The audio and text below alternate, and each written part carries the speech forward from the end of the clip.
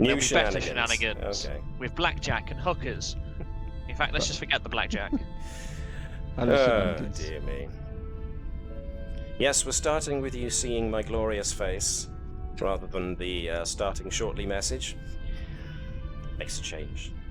So I'm just going to confirm everybody's in Foundry, and it's all fine, especially because people have been grabbing awards, and I can actually see them now. Yay, awards. And those who want to tune into Sirenscape have actually got it playing all right in the background. Alrighty, in that case, let's quickly turn off the background Starship ambience and the adventure music as we dip quickly into our glorious intro video. See you in a bit.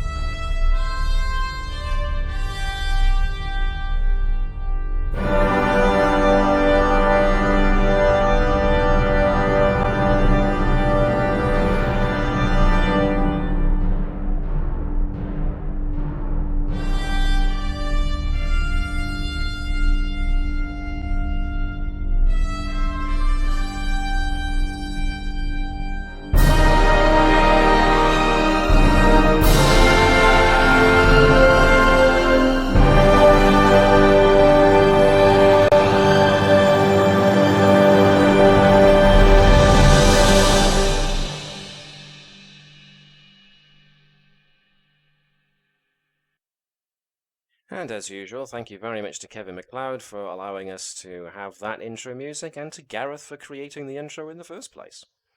Thank you very much. Right then. Speaking of music, let's just put this so we've got something going on in the background. Welcome once again to the further misadventures of the USS Navis. I'm going to point out, guys, that he doesn't say misadventures of the USS Combs. No, because they have yet to actually develop enough. Favoritism. Misadventures. He thinks that we're just going to cause chaos, and there's like, they're the good, they're the good ship. They're the cleanup crew afterwards. Yeah, they're what the you're cleanup saying crew. is He's not wrong. He has pattern recognition then. Speaking of pattern recognition, I wasn't going to bring this up, but I feel I have to now. Has anybody noticed how Ensign Keshin on comms, where he's sitting, the back of his chair is sticking up just enough of his head to make it look as if he's got a big tuft of hair? I'm easily amused, I'm sorry. But I just cannot not see it now. I only just realised that wasn't hair on his marker. Can we make it Move him away, there's his chair. Can we do a retcon that he does in fact have a tuft of hair on the top of his head? I'm totally in for this. He does Absolutely. have a tuft of hair. That's his nickname amongst the crew, Tufty. Old Ensign Tufty Keshin. And this is where we get done for space racism. It's fine, we've not made the blind guy the pilot this time. Yes, the Zaranites collective are... fly a ship. Like... I mean, technically our pilot's only got one eye. So you're also against people with disabilities then? Okay. Yeah, why not? Well, on that sticky note... This hair is... Well, there you go. You know, he's a very proud Karenite, you know. Yeah. Tuft is a sign of whatever. We're looking at his tufted hair from a purely human point of view. And strangely enough, that includes the non-humans. Yeah, which is kind of weird. Anyway, before we get stuck too far into this, I actually am going to do a bit of an aside, because our fantastic intro was done very well by Gareth, and utilising... Oh, here's our science officer. Woohoo! Yay. John. Hello. Hello. And only now in my trying to tinker with Star Trek Online's demo record system do I realize how very, very difficult it is to actually pull off. So I will admit, on more than one occasion, I got 3/4 of the way to making a scene, and then all of a sudden it shoots me like to the other side of the galaxy inexplicably. There was much swearing involved.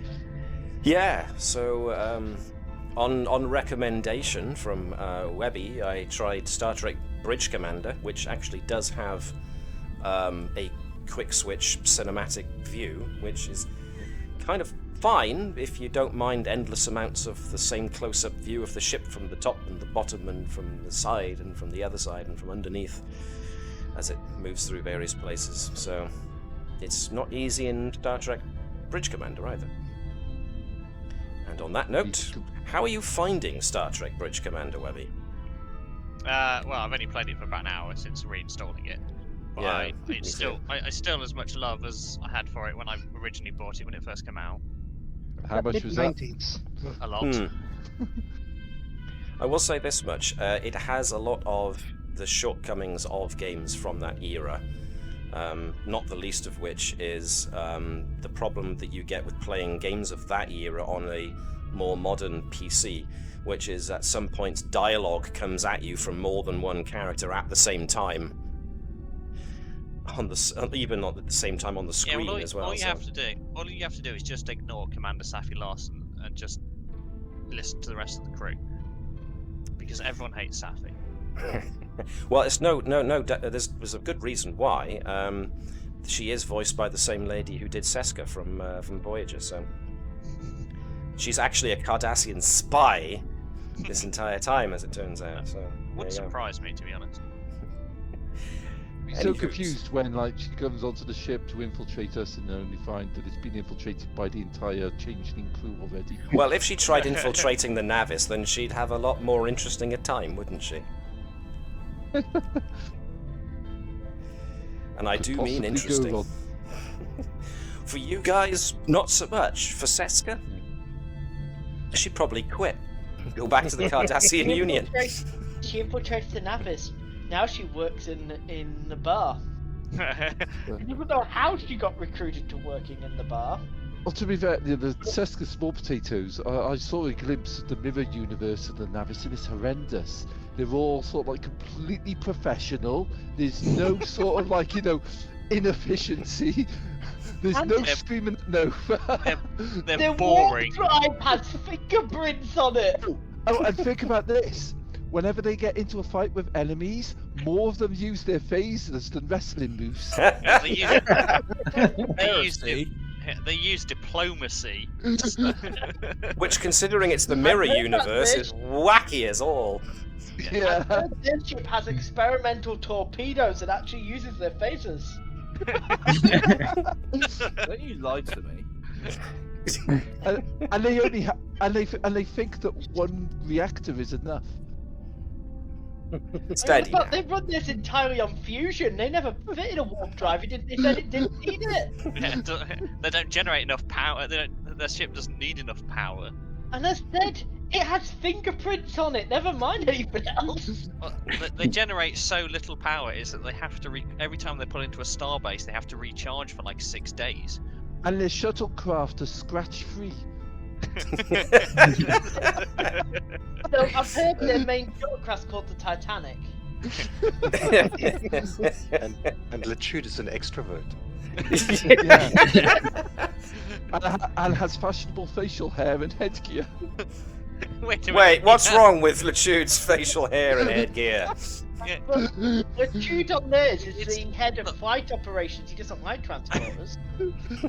At least he doesn't sing into saucepans. Wow. The main problem with the Mirrorverse Navis is the Mirrorverse version of Cabal keeps on flying into every obstacle. Can't go around anything. Totally the opposite of our Cabal. Oh wait. Are you going to take that sitting down, Jan? I have to. I'm not at a standing desk.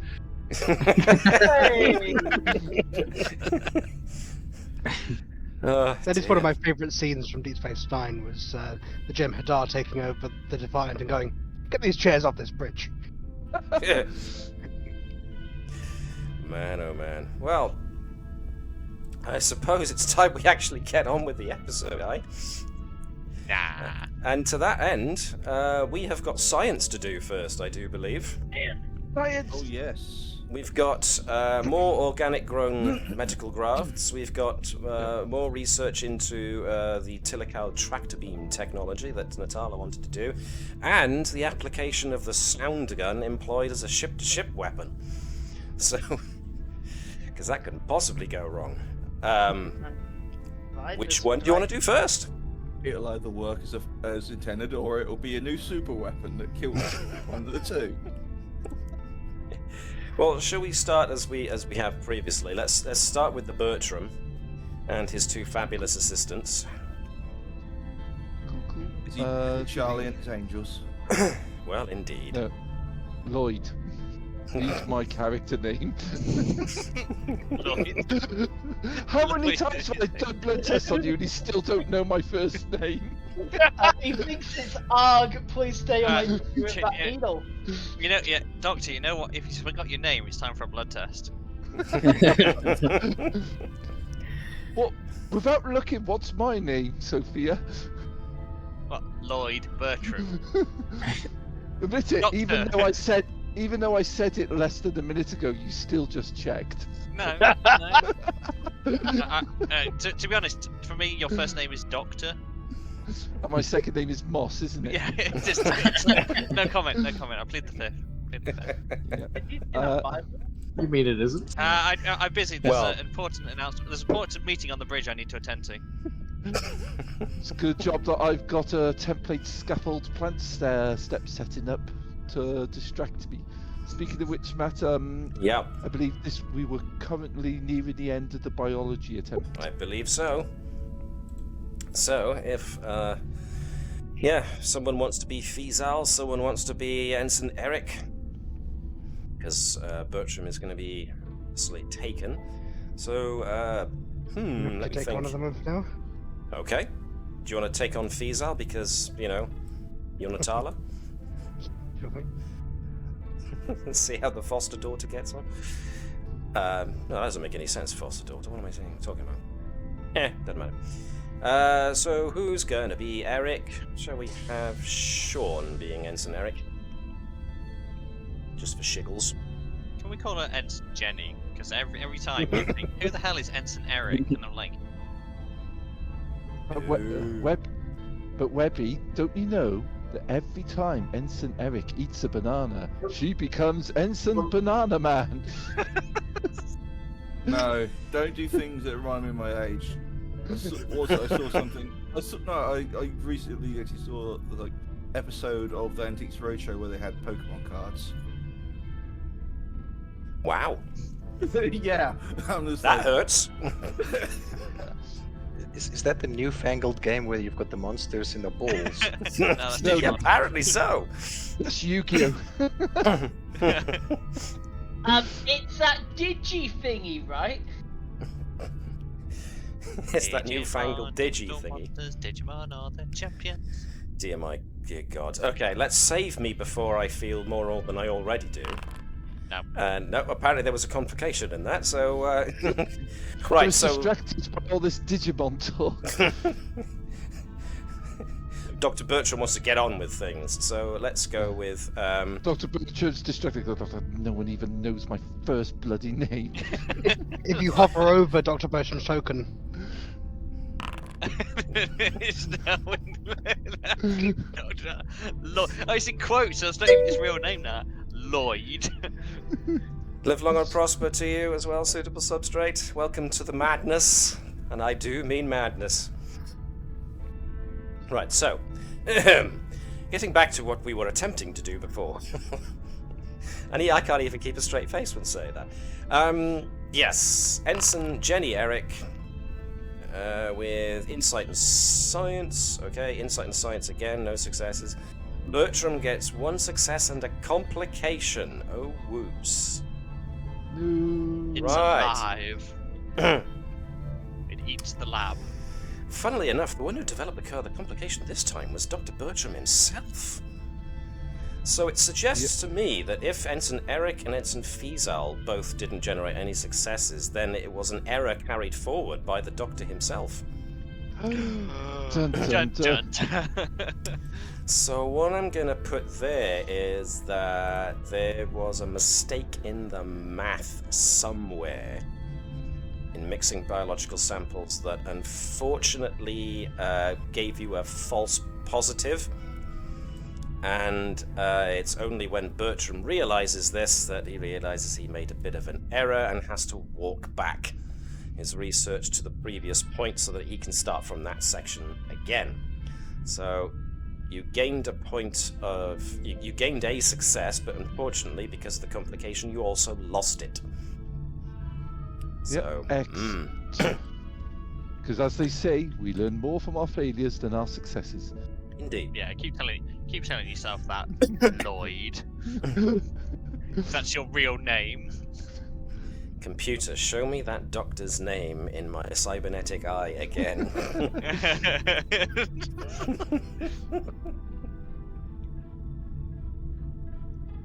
Oh my. Okay, so that was an unfortunate bit of no progress there for the good doctor. Next up we have Natala's investigation into the Tilical tractor beam tech.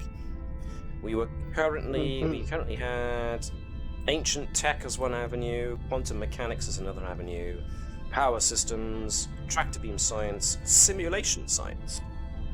I think we've gotten everything we can out of quantum mechanics for now, because we've done that twice, and I think we've built up a bit of progress there.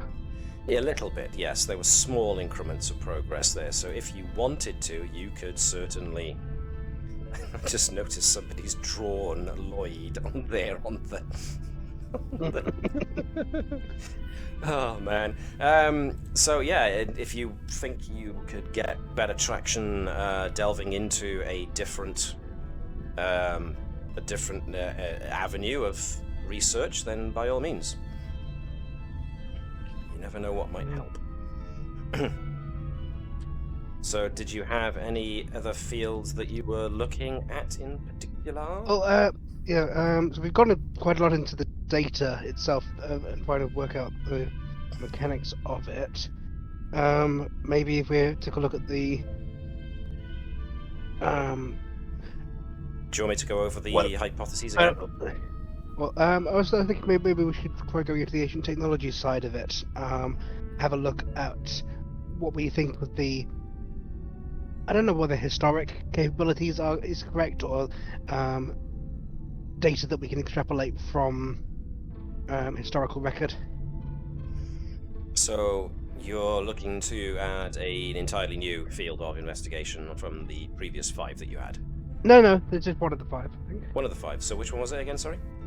Ancient technology. Ancient tech. There we are. Look at this to see if there's any... Yeah, okay. I get. So let's go for there for now. Just make a note to show that you didn't quite follow quantum mechanics all the way through to the very, very, very end. So we're actually looking at ancient tech now. Okay, cool. So, ancient technology suggests others with a more historical background can help, and that kind of screams Edwards to me. Mm-hmm. Finish this current top situation research. He's happy to. That's a good point, because Edwards has his own research that he's actually, doing. if Edwards is busy with his own research at the moment, we'll keep focusing on Natala and Mono's specialty first, and then get him in ancient tech once he's more available. That makes sense. Okay, that makes more sense. Let's try and finish the quantum mechanics side of it then. Alrighty. So let me just walk back what I just did. So before, if I recall, Natala had assistance from her Chief of Theoretical Science. Yes. Mm-hmm. So that was Mono. Was there anybody else? Mono. We'd penciled in Fibers when he's available. And I do believe Vibers and Edwards are working on the same project. Yeah. Yep. So we didn't want to get more than 4 people involved in the project yet, so probably just Natala and Mono for now. Okie dokie. In that case, are we... Well, I have to ask the question I always ask. Are we all right with Davis rolling dice yet? Or are we going to let him warm up first? This. And this is where we get our second complication. So, of the who am I evening. rolling complications for? Unless you want Jan to do it instead, because Jan hasn't rolled, and Jan is usually very good at rolls. Indeed, yeah, have you rolled with Lieutenant Mono before? I don't believe he has. Although I would be interested in seeing how Vibus would do as the ship's computer. Ooh. How That do would you be a think good about little that, Davis? compromise. Oh, go on. Right, let's do that then. Because now I'm intrigued. Hockey dokie then, so if Yanni could be Lieutenant Alex Monod, giving us... What are we looking for now? We're looking through historical records and ancient tech, so... Oh, we're still Yeah. that influences it. We're primarily on the quantum mechanics side of it, which is Yeah, Oh, yeah, I think yeah, you yeah, want to sorry, we wait for walked me it to back. finish, then switch to it. Yeah, pardon me, sorry. Not quite there yet, apparently. So, reason and science for Lieutenant Mono with his focus in quantum mechanics. The ship will aid with computers and science, I suppose. And Natala, again, reason and science with her focus on and by quantum this mechanics. point, I think that Tala could reasonably be saying to be testing a theory with this, so she can get 3 dice, which will fill us Yaha. out to the full vote. Nice. Right then. Ooh, look at that. See, Jan, once again. He only rolled 1 dice and he got 3 successes. Give me a second. I've noticed that once again the momentum and threat pools are gone from my display, so I'm trying to get them back again. There they are. Right. So there are that many of you, so I should have this much threat. And you guys just scored a fabulous amount of successes there, so... So overall, the computer wasn't a heck of a lot of help, so you had to go back on your own personal experiences and logs to do with what you've encountered thus far. Can I just break for a moment from this and ask, is there now a font war going on? Because I notice it's getting the font is getting more emphatic. Next to Cabal. Commander asked for the computer to update his name to Moss, so it replaced Lord with Moss. It just keeps getting. Okay, all right. I'm gonna try my best to ignore that for the minute, which is gonna become progressively harder as we go. But Good luck. That was 4 successes. That was very good. The quantum maths are now working out something very, very interesting going on here. Now, myself not being an awesome authority on all things quantum physics related, I can only give a generalization rather than anything too specific. But going back on sensor readings of what was happening previously, it's entirely possible that from these maths that Natala and Mono have both worked on their little whiteboard of equations, that For about 3 months now. yes, Mono has developed a bit of an eye twitch as a result, but he's determined to get this thing done. It's entirely possible that, and I'm drawing from other inspirational sources here, that a certain degree of the power drain that was experienced during the Navis being caught up in a certain tractor beam over Bacchus 4 could have been some kind of power shunt type thing rather than a dampening field. So the power was being drawn off down the field as the tractor beam itself was holding the Navis in place. So it's also entirely possible that this power was the Navis's power was being shunted off into a different subspace realm too. So there are lots of interesting possibilities popping up here. But Interesting. I'm gonna have a think through that. That might change the path of slightly of one of the other five. One of the other of the five. Cool. Now then, moving on to Vibers and Edwards and their little pet project. So, you had only just started using communications as the avenue that you were pursuing, as a means of trying to employ the sound gun over communication channels, so... Yeah, we give it a reasonable go. Yeah, and, you made some progress down it, but it was early days, so let's see if you can get anything more out of it. Are you getting any help, or is it just going to be Vibers maybe bringing in Tufty Keshen, as the name seems to suggest? Since I noticed that's been changed. Bringing Keshen on as an aid because of his communication? Yeah, Keshen for the moment and the computer. So that's 1, 2, 3, 4, 5. So that's the maximum number of helpers and dice you can roll. So, reasons or science? Well, let's see. Yeah. This is going to be reason and science for Vibers 2 at this point. Actually, I can switch that up a bit. Reason and engineering for Vibers, because he'd be looking at it. He'd be looking at physically changing aspects of the communication system to accommodate this new method. If I can get Webby to be Ensign Keshen, please, using reason and science with communications as a focus. And Alex has already rolled his. Cools. And we want one more. Can we get Gareth to roll as the ship's computer, please? Computer. I say if we get a full sweep, I think that might be a breakthrough. What am I rolling for ship's computer, mate? Ooh, let's see. That's a good question. We're going to go communications and science for the ship, I think. Wow, full house. Didn't even need your reroll, Davis. I'm gonna do the reroll on that. 1, 2, 3, 4, 5, Matt, 6. do you want me to try again to try and get a complication for Davis to reroll? No, it's alright. I've already rolled the scraps of the Californian as well, so... I was going to ask, actually, in our intro, we've still got the image of a runabout going through. Is that the Californian before it was scrapped, or...?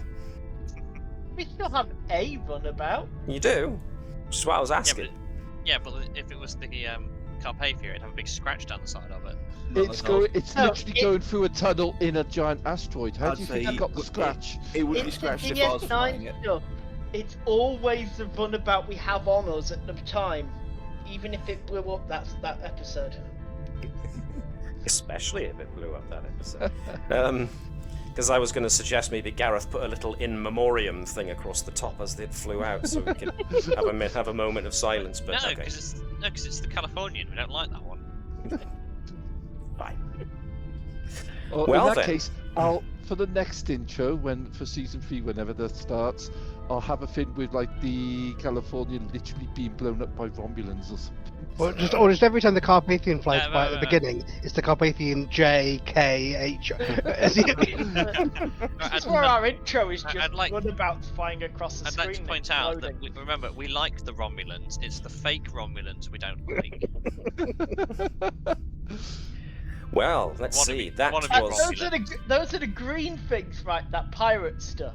No, that's the Orions. We know the difference. It's the fake Romulans, the ones that want to be Romulan. They kind of go, oh, logic is the most superior form of intelligence. Like, shut up, fake Romulan. I agree. I like the fact you just go to them and call them fake Romulans. What I like is that Gareth has still got Andrews targeted. So Bertram, in a passive-aggressive kind of way, has got his phaser out underneath the console. Is just there going, give me an excuse, give me an excuse, just one excuse. In that case, I better make this update as well. So was it gonna be like eventually like he was snapping and like after he took his face to the command staff, he turned it to himself. Matt, I've adjusted the disposition to reflect Vince. A little bit dark, I do apologise. Yes, quite. Slightly. You've adjusted your disposition? Yep, on the token. Ha ha ha ha ha! For those at home who are watching the stream, he's changed the token disposition to that there. If you're not watching the stream, go watch the stream. So, for science... and Computer, you're no help at all. Yes! Back to the sound project. This was very promising. With Ensign Keshan's help, because there is precedent for the communications crew to be used as a means of doing or what we call these days electronic warfare, which is, trying to scramble the opposition's ability to communicate and also encrypt your own channels so that they're more difficult to decrypt by the enemy and stuff like that. So using the ship's already existent, and what have I done? What are you guys doing now? You know what? Nope, stepping away. I'm gonna conclude my little briefing, and that's that. Yeah, so it looks like plugging it using the same algorithms to try and compute the best sound frequency to use to try and do a shipboard. You use their own onboard communication systems against them is entirely possible. Obviously, there's some engineering work that needs to go into, excuse me, to work it so that the communication system can be used in such an offensive fashion, and it does involve a bit of extra computing power from the ship in order to compute the right frequency and to try and break through into the other ship's communication system, which will be work for the comms officer. So this is all shaping up to be very, very possible. And tests and simulations so far are looking very good. A little bit of tweaking left, but yeah. Very, very promising stuff so far. I still think we'll get more buy-in from the exec if you put it on a torpedo, Edwards. Yeah, this is more cost effective. Less pollution, it's greener. Well, it's firing torpedoes Yes, into in space. society, in most of the Federation, where did you grow up? Yeah. Replicator tech. There is no waste. Even poo is recycled back into matter. Yes, but firing torpedoes into space still leaves space junk. No, it doesn't. Because we never miss. There's still wreckage, it doesn't disappear. Well, that's not our problem. That's the cleanup crew's problem. Yeah, that's cleanup crew problem. Well, what happened here, Navis? Yeah. well, You never get the messages asking us to leave less mess from the Cerritos? Well, one of my favourite series by Elizabeth Moon deals a lot with, oh, there's been a battle here? No. Nobody goes there for like hundreds and thousands of years, and woe betide the next planet in that direction. Why? A volley was fired and only 4 of them hit. Oh. Yeah. Like about 1,000 years. Yeah, about 1,000 years later, that planet just gets hit by a quantum torpedo, and oh. Is that a battered My bad! or a Serrano one? I think that was the Serrano one. Yeah, I hasten like to that note as well that the Cerritos possibly might not be built yet. one. It was an old ship in canon. So, well, with all that done, shall we move on to tonight's episode? Yes. I am just about to send our Chief Medical Officer something to read out. No, not again. Excuse me. I have discovered more moss. I'm claiming it for my own. Chief It'll Medical join the Officer's Moss Collective.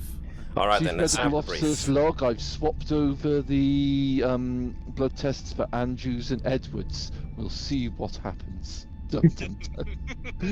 Wait a minute, we're both changelings?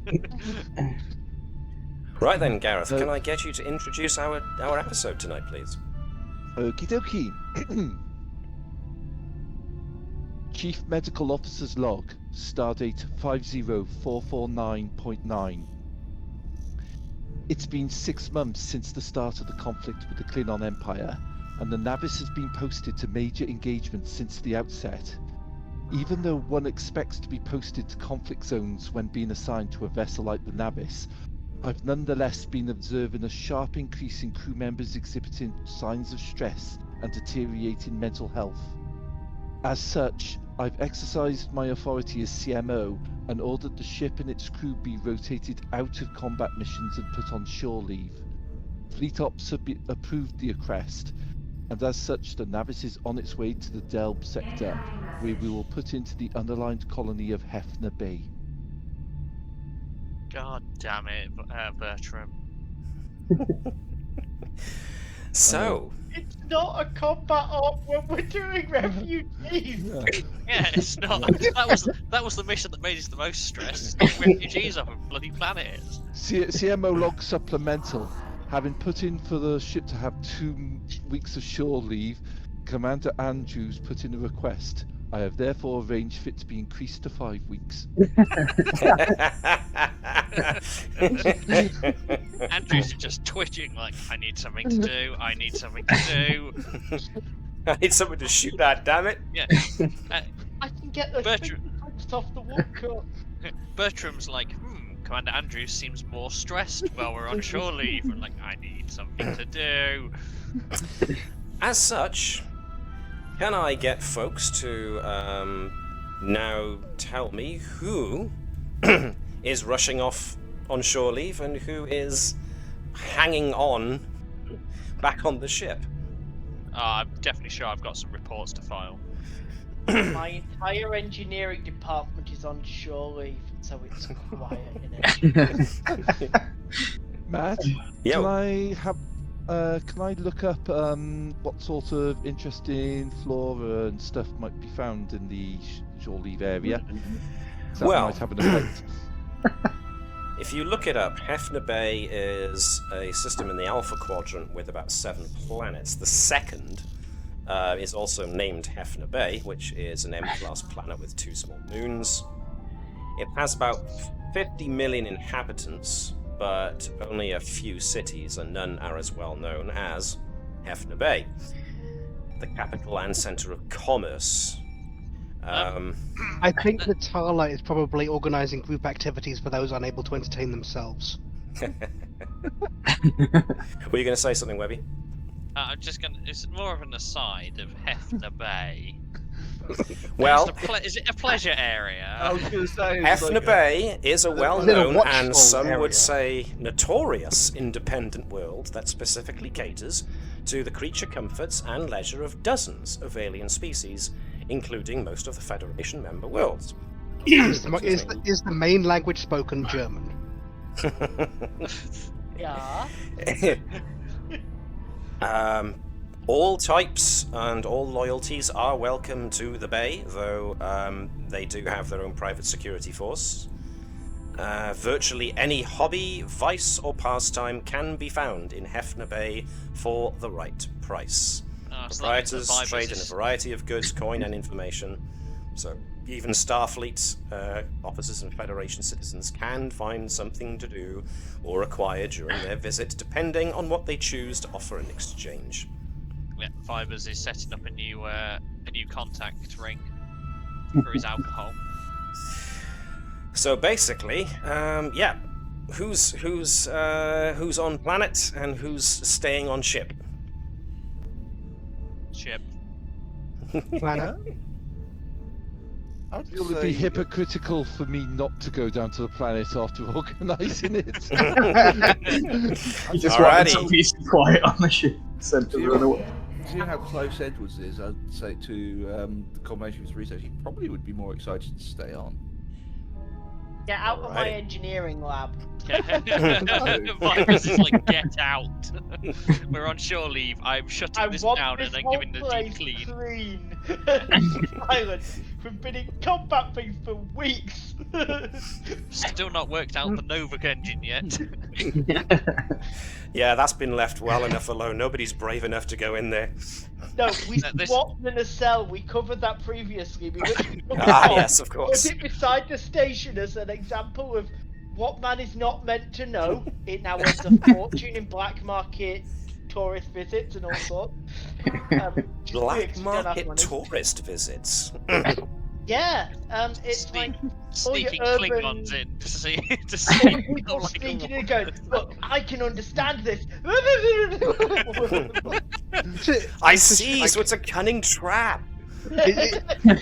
It's like a weekend away for the eternally tortured engineers like Mars O'Brien. Oh, can we give it as a bit? Can we give it as a gift to the not Romulans? Matt, Yes. It goes to the not Romulan Science Academy. just to make sure that everyone gets a chance to de-stress, those who choose not to go to the planet, I'll have recorded various what I will recommend to be compulsory Moss lectures in order to get some relaxation time. It's either shore leave or Moss lectures. Unfortunately, due to a completely misunderstood message, I took the entire holodeck system down for maintenance. No!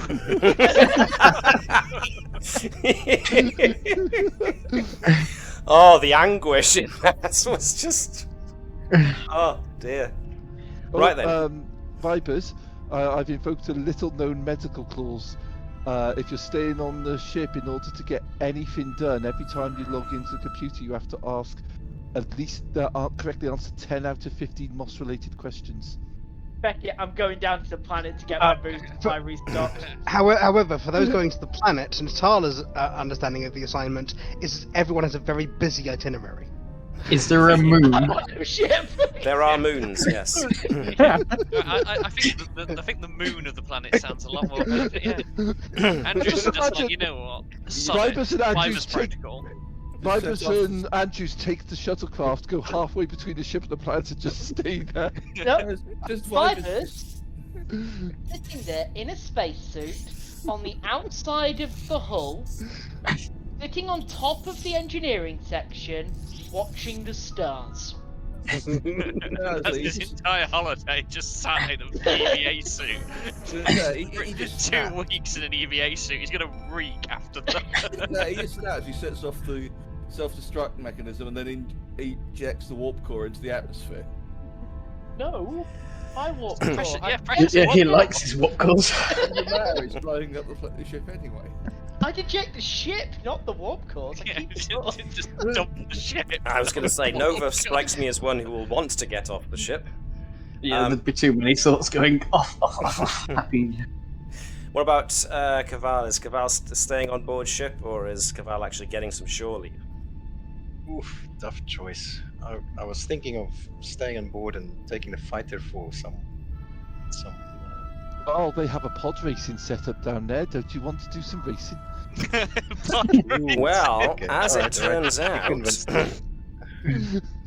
sporting events, hiking, casinos, petting tribbles. We know where Nova's going to be. So, I'll give it like yeah. half a day before someone sneaks one on board. I don't give it that long. When you say someone, Tribbles. when It's you gonna say be- someone will sneak it on board, It's we going all to know be who's Nova going to sneak it on. with a big burlap sack labeled swag. It's just full of tribbles. What's in there? Stolen stuff. Is it tribbles? No. It's VCRs. So, Hello is being left on ship so that it can Yep.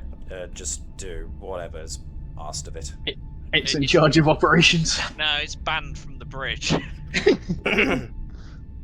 It can be operations, yeah, it's on the lower deck. The lowest of the deck. It's like, yeah, go down to this level of operations. There's some random storage closet running operations. No, we just plugged hello in main computer. It wanted its napper and hasn't left yet. It's never been allowed to be plugged in. It's never been plugged in. That's why I gave it arms, so it could just activate it like we do. Right, I'm just going to disappear these guys briefly, just so that we can see that they're not present. But Andrews would probably encourage to say if the captain would like to take some shore leave is that she's pretty sure that the skeleton crew on board can handle most things. Because she doesn't want to take the shore leave. Alright, the captain will be fine with that. And Claude doesn't need shore leave because Claude is Claude. Well, quite. You meatbags and your panic over getting ready for holiday has always amused Claude. There we are. So, Claude has yes. a button on his fin for holiday, just like it's for everything else. The big red button. Holiday button. Claude like the explosion. So, down on planet. Whoops. That's what I'm in space. That's markets. Other one. Space is with I Vikings. missed. So, Hefner Bay itself is very, very busy. Lots of advertisement, billboards, small craft going hither and yon whizzing about the place. Hawkers trying to sell their wares, market stalls for everything you could possibly imagine. The place is a riot of, well, colour and sound. And yes, whoever wants to find something to entertain themselves with can, with just a little bit of... Natala is having a lovely time. Hang on, I gotta look at this. Road trip, scavenger hunt, the license plate game. Nice. Organized. You guys have got a full inventory, full itinerary. And everyone on the planet's now thinking, I really wish I was on the ship. The Moss lectures are really appealing now. I'm pretty sure Nova's immediately running off to look at the neon signs. She's already took 3 apart. Well, we'll turn this into a hide and seek game when Natala pulls out the schedule parties. So the moment Natala looks down to start finding whose data pad is whose, everyone else is scattered to the four winds. Thanks for organising this, Natala! Bye! Wait, I have the full day planned! Which is amazing, considering how many children Natala's got. It's like, God, I can organise my kids better than these guys. Ironically, his kids are currently the bridge crew. In this sense, yes, which is why Natala's trying to organise everybody.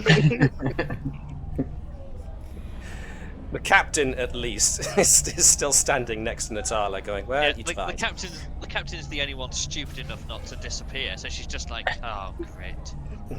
Very well, Commander. Meanwhile,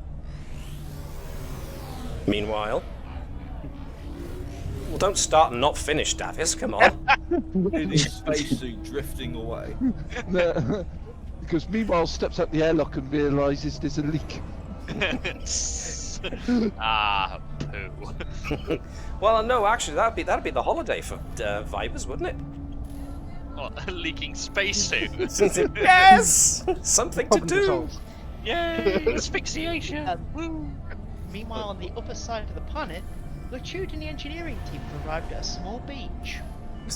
They've gone, there are no senior officers in sight. Com badges in the bucket. I'll keep an eye on them. Everyone goes and has... Obviously, I imagine Latude has chosen any planet other than the second one to get away from us. Oh, this is a Class Y planet, that'll do. Actually, it makes a heck of a lot of sense that it would be Latude and the engineering team. Because then he'd make sure everyone else is off first and is right. The Eagles have left the nest. Repeat, the Eagles have left the nest. Operation Sun Lounge is now a go. And all the engineering team come out in their shorts and parasols. And then It just holds everyone back to the last second, like, go, go, go, go, go. Oh dear. Well then. Sounds reasonable. And yet, Vipers are still there. On the ship. In the engineering room. Viper's got in it. Viper's got in his spacesuit and has sat outside, ignoring all the chaos until it all calms down. Then he'll go back in. Whispering sweet nothings to the warp core. You just draw a happy face on it. Pull the dinner table out. I'm port nacelle, you're the only one who understands me, unlike the starboard nacelle. Anytime anyone walks into engineering, there's just like Barry White playing. Sort of like the lights are dimmed down low. Like, I'm gonna go, Commander. I'll leave you to your warp cores. Oh, is that what we're calling it now? Okay. Remember, if you stare long enough into the warp core, it stares back.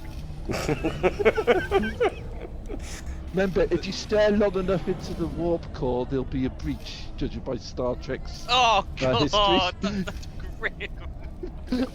Hey, so in reality, engineering's just got Denobio and Jazz playing. Maybe that's how he gets into second base.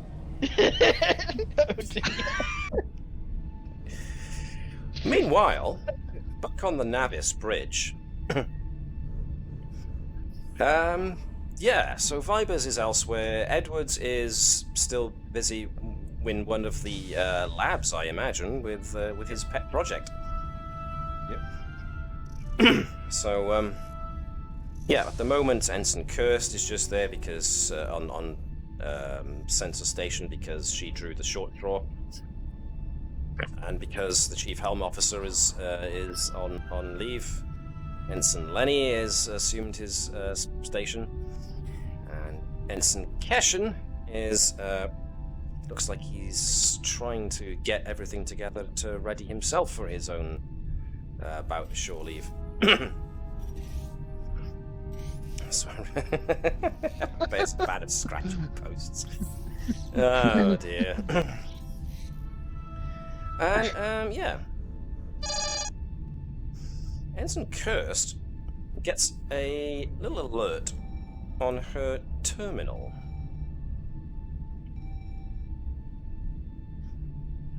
And Ensign Kirst,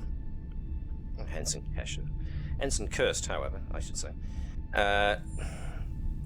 Ensign Kirst looks at the readout and says, Commander, we appear to have a ship coming in. Energy indicators are of a warp-capable vessel. At the edge of the system, coming this way.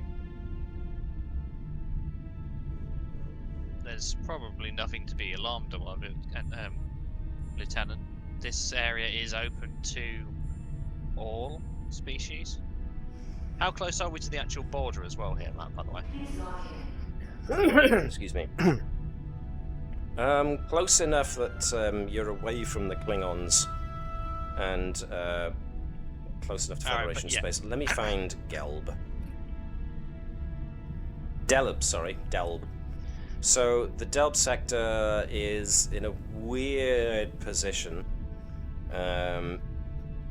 It's technically away from the western borders of the Klingon Empire, because Delb has got the Kzinti hegemony's territory between it and the Klingon Empire. So it's close enough to the Klingon space to be not a huge flight away from it, but the Klingons would have to go through Kzinti space first. And there's a lot of unclaimed space to the galactic east of the Delb system sector. Gotta get my terminology right here. So if I give you guys this link,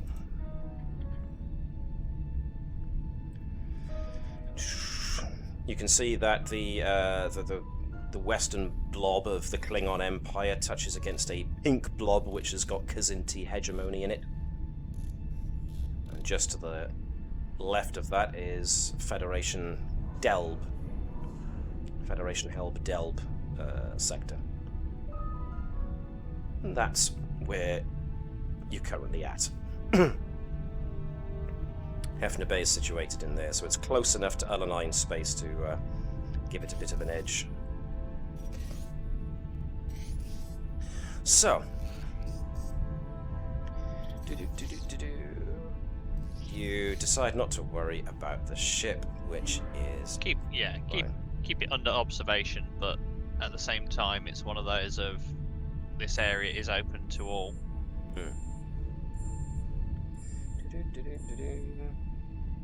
Let me see.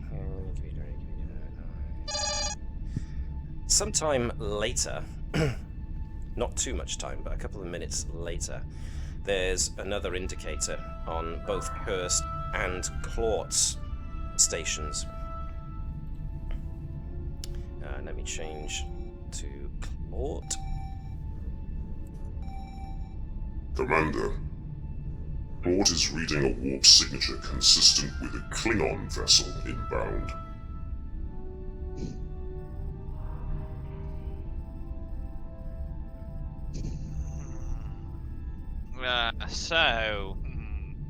If it's Klingon, then I would probably suggest that we go to yellow alert. Okie I better get back inside the ship then. dokie. I'm just not comfortable. It definitely feels like one of those moments, yes. All right. Go on. Is it the same vessel that has been identified? As the one that Ensign Cursed picked up, it seems so. Yes. Okay. Jan could pose as... I say pose as... Jan could take control of Ensign Lenny for a bit and try and identify what it might be using small ships and cruisers focus.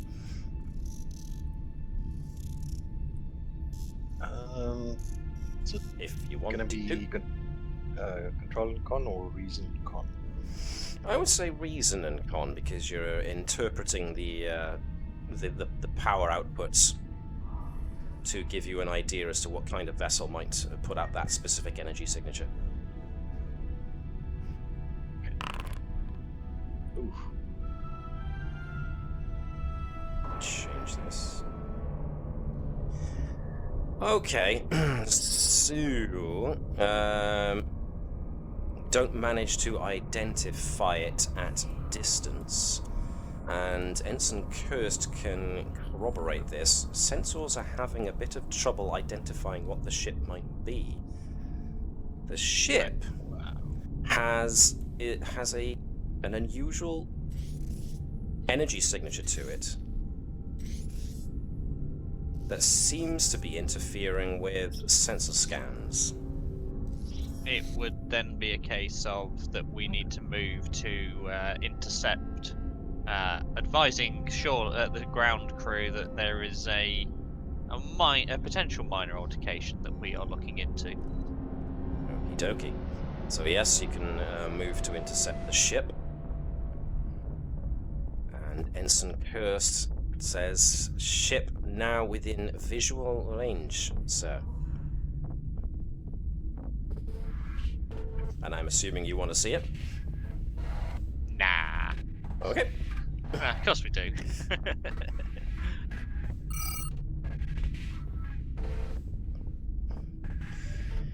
So, hopefully you can see the Navis. Oh, it's a D7. There appears to be Klingon D7.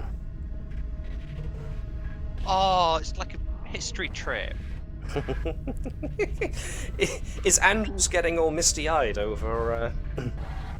I've always wanted to see a D7.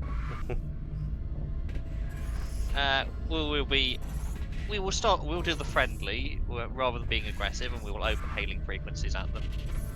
Alrighty, let's go back to the bridge. Hailing frequencies. Ensign Keshen has put hailing frequencies open. Standard greeting, or do you want to actually... It would be assertive. There would be the standard greeting, but also the fact that you are violating. Well, you are in Federation territory. State your reason, or brain's not with it today. That's fine. Yeah, basically just being open but assertive to say that they are currently within Federation territory and we will engage if we so have to. And to state their intent. You get no response. Ensign Cashin turns around and, where's Ensign Cashin? There's Ensign Cashin's voice.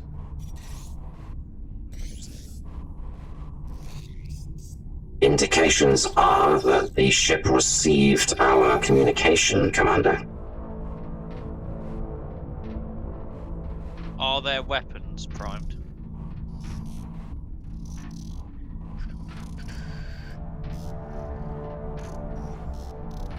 Ship's weapons do not appear to be primed, Commander. Continue at yellow alert. Move further to intercept.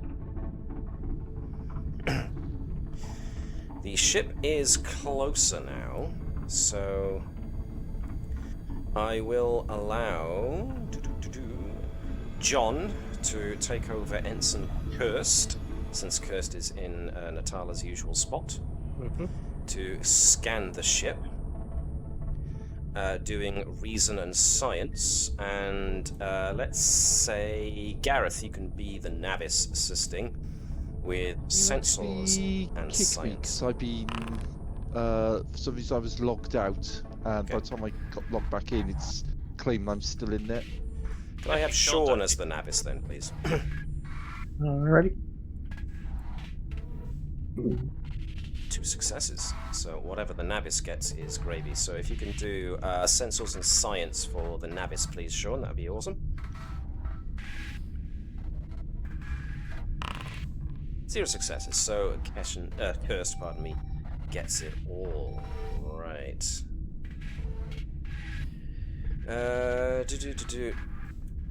The Klingon ship appears to be operating at about 70% power, and there are signs of damage on it consistent with a ship-to-ship engagement. The ship is still coming towards, well, you guys. And you are still moving between it and the Hefner Bay planet. Can we scan for life signs?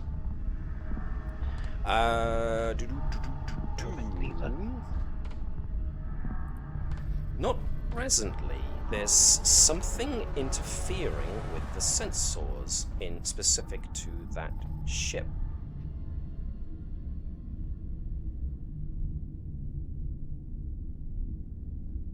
I would be able to get power information, but not life information.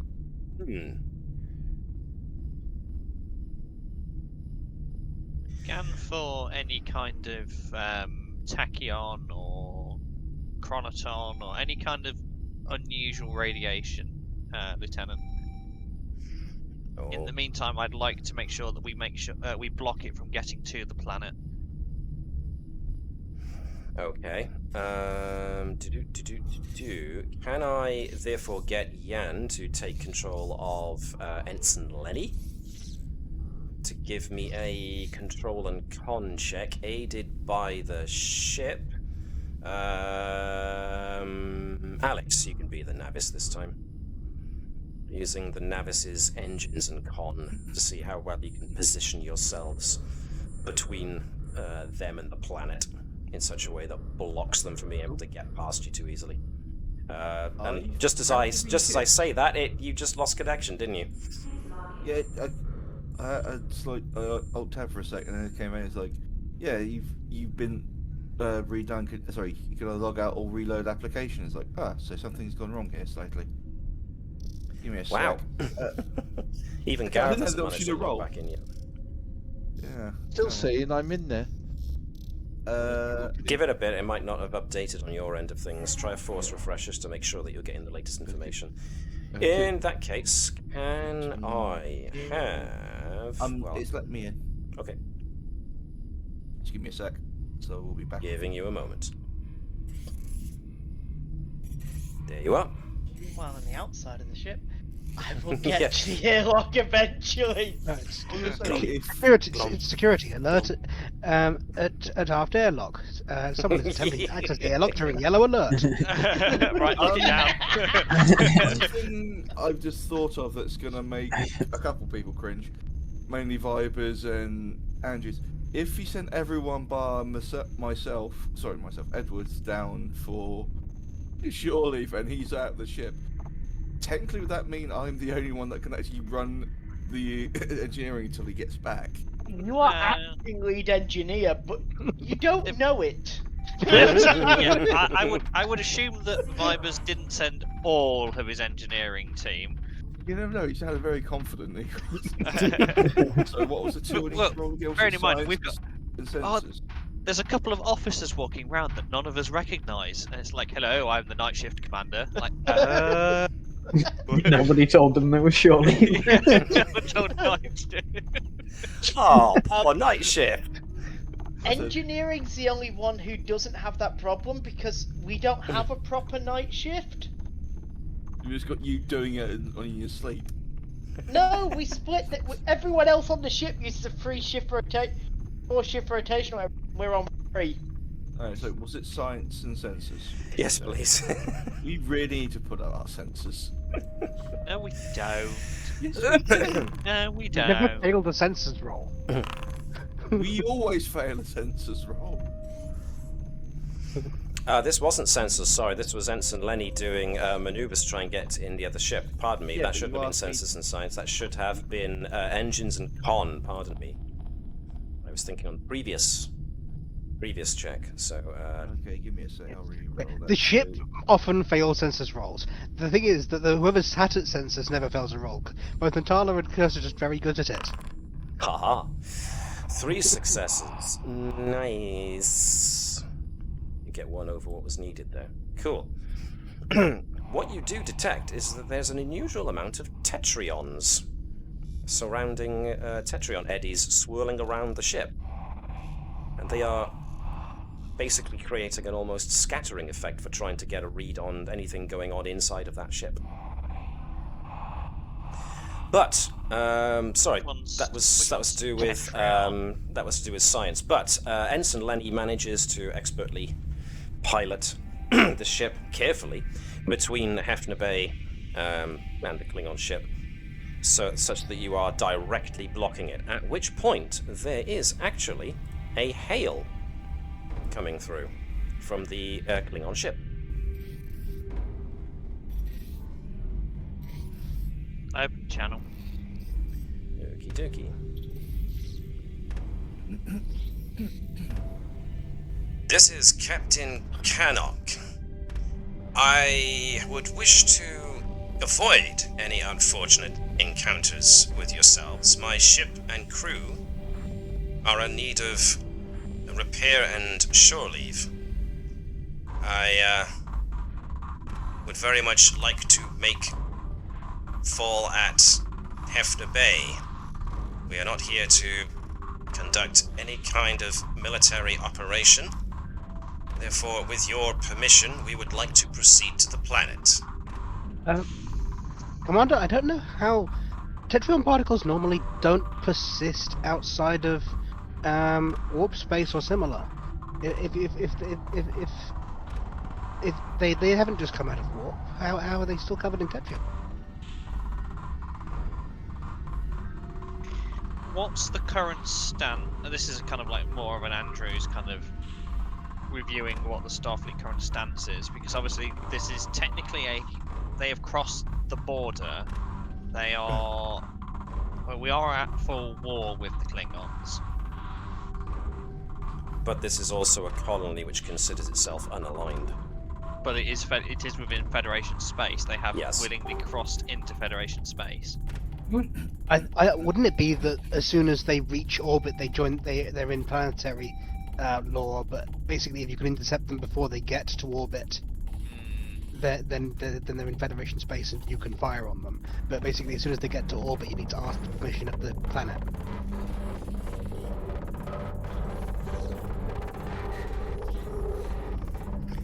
Yeah. Which? Starfleet Yeah, sorry, go on. officer, so it got to follow Wheaton's law. What, whatever choice you make, it'll always be the wrong one. No, not that one. The other one. Ensign Keshen pipes up again. Give me a second. I'm detecting a transmission from Hefner Bay going to the Klingon ship, sir. Unencoded. We can listen in if you wish.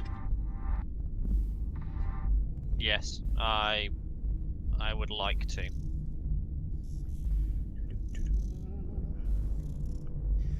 Okay.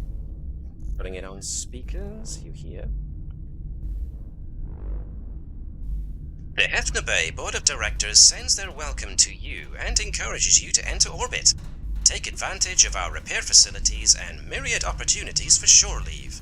We have dozens of merchants who cater specifically to Klingon palates and temperaments, as well as a selection of battle halls in which to reenact your most glorious battles. We look forward to your arrival.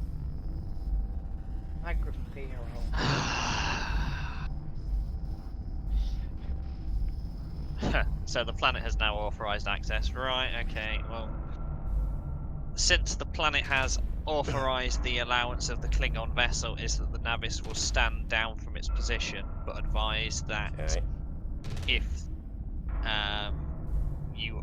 there are any signs of hostilities, the Navis will open fire. You don't exactly get a confirmation, but Ensign Keshen notes that the communication channel to the Klingon ship from yourselves, has since closed after you made that point. And then it will be a case of Andrews to Captain DeCass. Alrighty. Go ahead, Commander. You may wish to inform the entire shore leave party that you're going to be getting some interesting guests who have just been given access to land on planet. Could you elaborate a little further, Commander?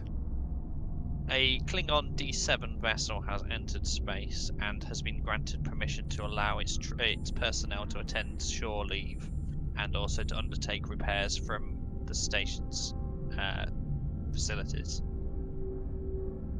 Oh, good. And I was hoping this was going to be uneventful. Alright. I'll spread word amongst the crew down here on the surface to give the Klingons a wide berth.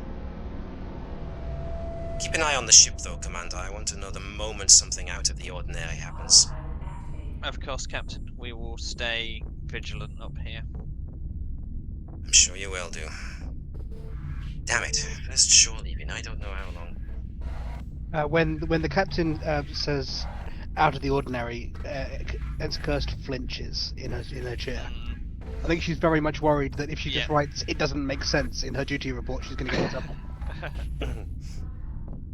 It may be worth actually if what I was reminded is that speaking with the captain, saying that it may be worth asking some of the science officers down there about remnant Tetrion emissions.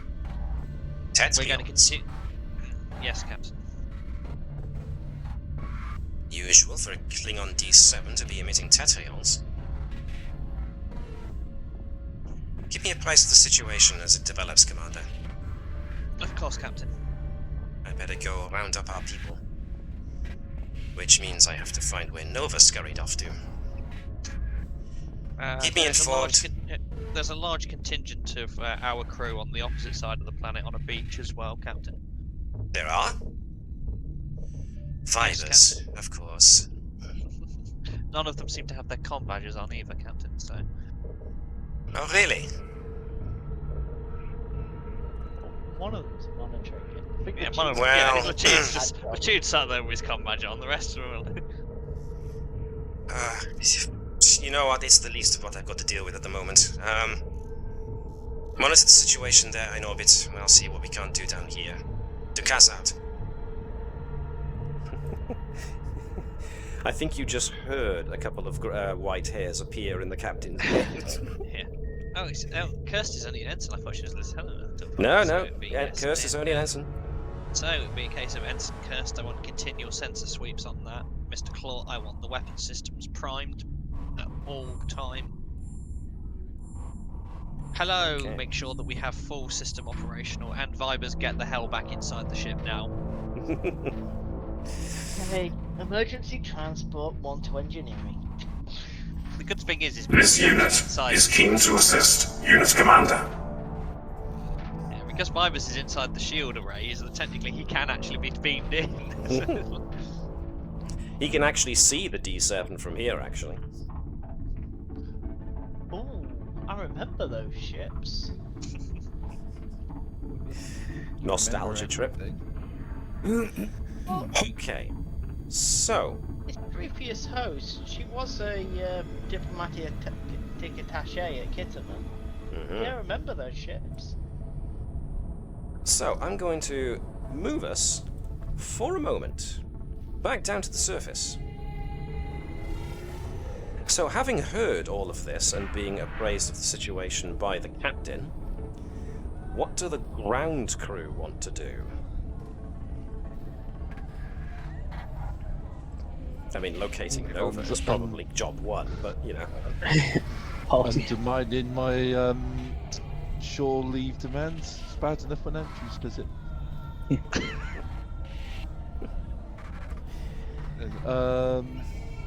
Has the captain basically requested that we pull back together and return to ship? Or? Well, the captain has drawn all the senior officers back together and he says, well, according to the Navis, we've got visitors in orbit, Klingons. And the last thing we want is to be accused of kicking off hostilities with the Klingons whilst they're here on shore leave as well. So I want you to inform whoever you find to steer clear of the Klingons. However... Or we can go undercover. Well, that was going to be my next suggestion, Commander, so it's funny you should preempt me on that. I was going to ask for volunteers to keep an eye on the Klingons. Seems like you've just... it seems like you've just volunteered yourself, Commander. Yes, Captain. We also need to spread the word to our people to give the Klingons a wide berth. The last thing we want is to start a bar brawl in this place. Technically, such a thing would fall under this planet's jurisdiction, and the captain looks around. Let's just say I'm not confident in the fairness of the justice system here. I'm afraid that means we're going to have to scrap your itinerary, Commander Natala. Oh. Natala starts planning bloody revenge on the Klingons for this. So, what would the undercover operatives like to do? So it sounds like Nova and Thazanan are going to be the ones doing this, unless Natala and Bertram want to get in on the action too. I think Bertram's first priority is the ship and its crew, so he's probably going to be trying to make sure that everyone's aware of the situation and knows that they are to avoid the Klingons and definitely not cause any sort of like potential incidents. Likewise, I imagine Natala's got a list of everybody who should be down here on shore leave, and so has got a way of tracking them, whether they know it or not. Viridian patches or something, I don't know. They thought it was a friendly hug as they left the ship. Actually, it was Natala planting devices on them. He's got everyone microchipped. Yeah. What, you mean the weird stickers you put on the back of everyone's neck? No, it'll decay within a, you know. But mine itches all the time. So, all right then. Right, so can I ask, let's see, who's got the best security out of Thazanan and Nova? I think it's Thazanan. It is. But Nova is specialized in sort of this infiltration, though, so yeah, it's an interesting one.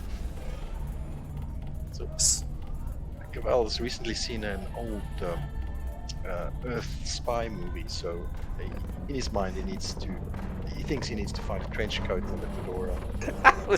That's the exact mental image I had. So thank you very much for justifying my mental I picture. thought he was going to say he needs a martini.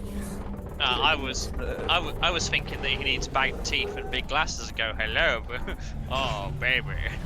Oh god. Oh, I don't know where the heck you were going, Webby, but okay. Austin Powers. Right. Good Lord. Yes, I try and put that out of my mind. Oh, behave. Well, I try not to. So, yeah, I suppose it comes down to an interesting choice. Technically, Thazanan's security discipline is higher, but Nova does have the focus in infiltration, so which of you think that would work better as the lead? I think Cabal will defer to Nova in this because of the specialized skill. Okay. Then this is gonna be daring and security, I think, for both. But of course, with Val being support, he only gets 1. Nova gets 2. I'm gonna make it difficulty. Yeah, I'm gonna keep the difficulty myself, actually, just to see how successful you are. Was that right? Whoa! Alright, so that was all that was needed. Well, Nova has to wait for Caval to go off and get his, and I use the term loosely, disguise. But it at least makes it a little less obvious that you are Starfleet officers. Nova's unique manner of dress anyway usually allows her to slip around. Close as a lab coat. Yes, exactly.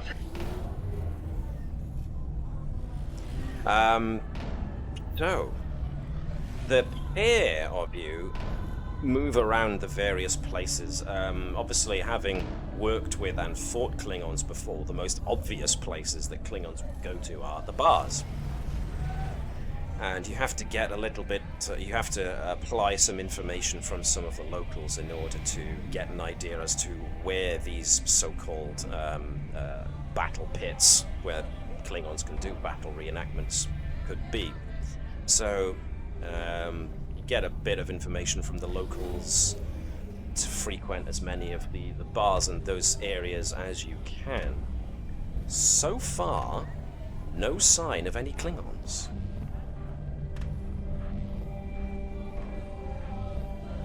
After a while, the lack of there being any Klingons starts to get a bit strange. What kind of ship did you say that was again? A D7, says the captain. I'm wondering if this is a temporal issue. Tetrion's temporal. Tetrions quickly become unstable when exposed to linear time. That's why they don't usually exist outside of subspace. Good point.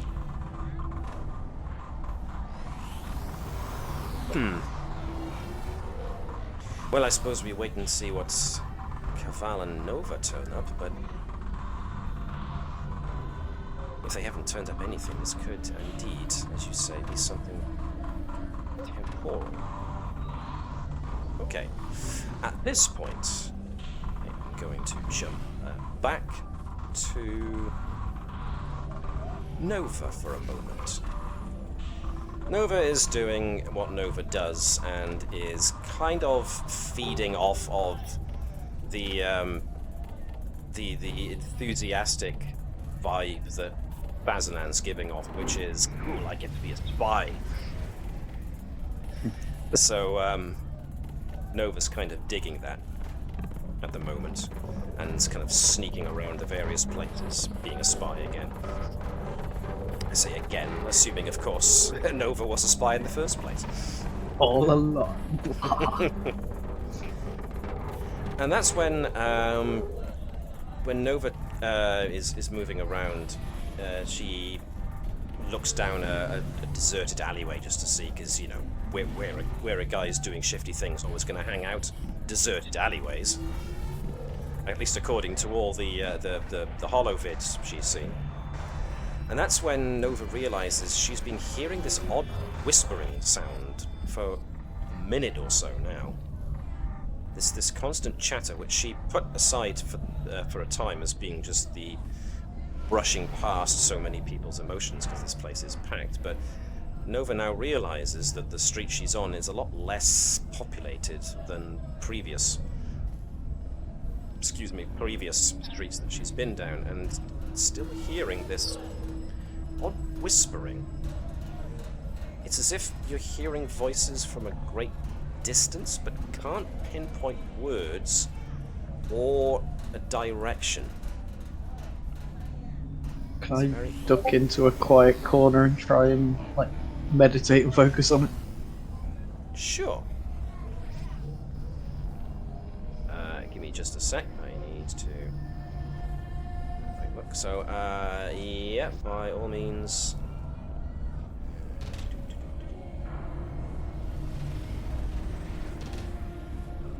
Give yourself the usual insight.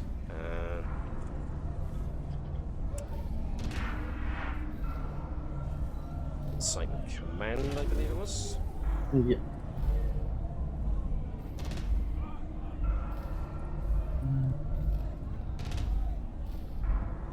I'm gonna steal a momentum as well. Okay. Well, you know.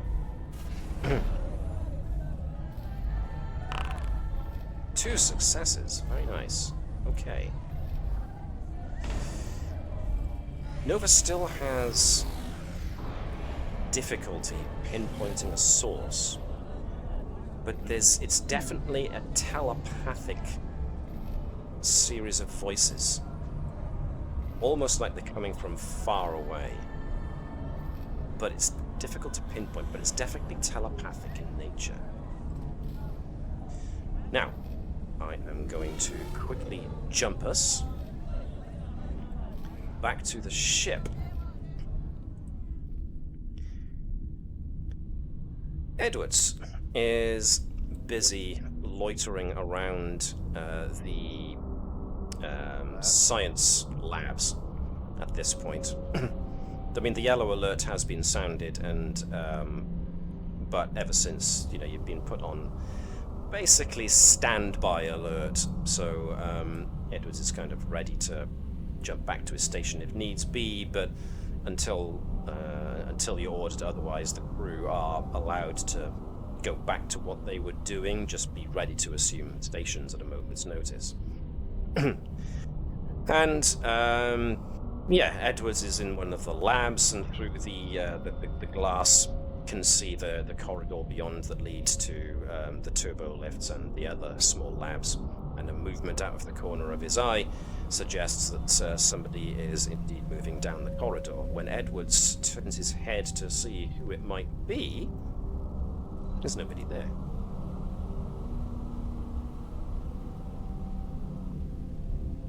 Is any of the Bravos not still on board?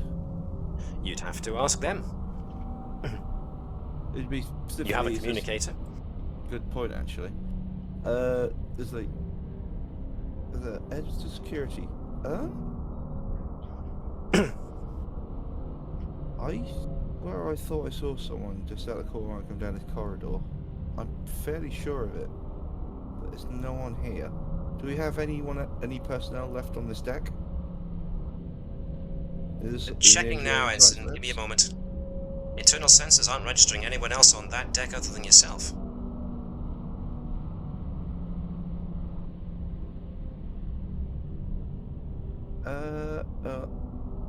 Any of the Bravos about, specifically Security Bravo, just for a check.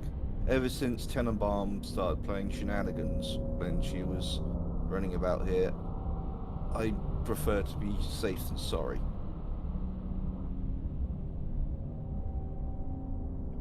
Give me a second. Out. This is Ensign Natik, Mr. Edwards. The lieutenant's on the planet, along with his brothers. Okay, I'll keep an eye out. You think there's an intruder on your deck? I saw something. It looked like I saw someone, but I'll give a quick patrol. If I'm needed, let me know. But as we have a little bit of a lack of security, I guess I'll have to follow my training for the moment and put my tweaking of my project on hold, with permission, that is, to do a patrol, Commander. You want me to put this through to the commander on the bridge? Well, I think she would be the next. Sorry, is she currently the head of security? Well, that would be myself at the moment. Sorry, sorry, I do apologise. No, I'm as weirded out by the whole thing as you. In that case, then, well, permission to do a quick sweep. Wow, no one's asked me permission before. This is really new. Yes, permission granted to have a patrol on that side of the deck. Wow, that felt good. I'll let you know what I find. Very well then, Mr. Edwards. This is security out. Edwards out. Created a monster. And he was never seen again. Edwards exits the lab, has a look around. It's just as empty as it was. Goes towards one of the doors that leads out of the corridor into one of the adjacent corridors. Yeah, he would just follow the process for standard security sweep, as was trained when he was with security. So Edwards does a lap of that area, finds no body, nothing, and eventually finds his way back to where he started at the science labs. Just as he walks through the door to get to that section, there is the briefest shimmer of movement. It looked like something big was just hovering there in the middle of the corridor. Couldn't make out any details. Definitely not humanoid, but as soon as it's there, it's gone. Now, before you get a chance to react to that, I'm gonna put us back down to the planet's surface again.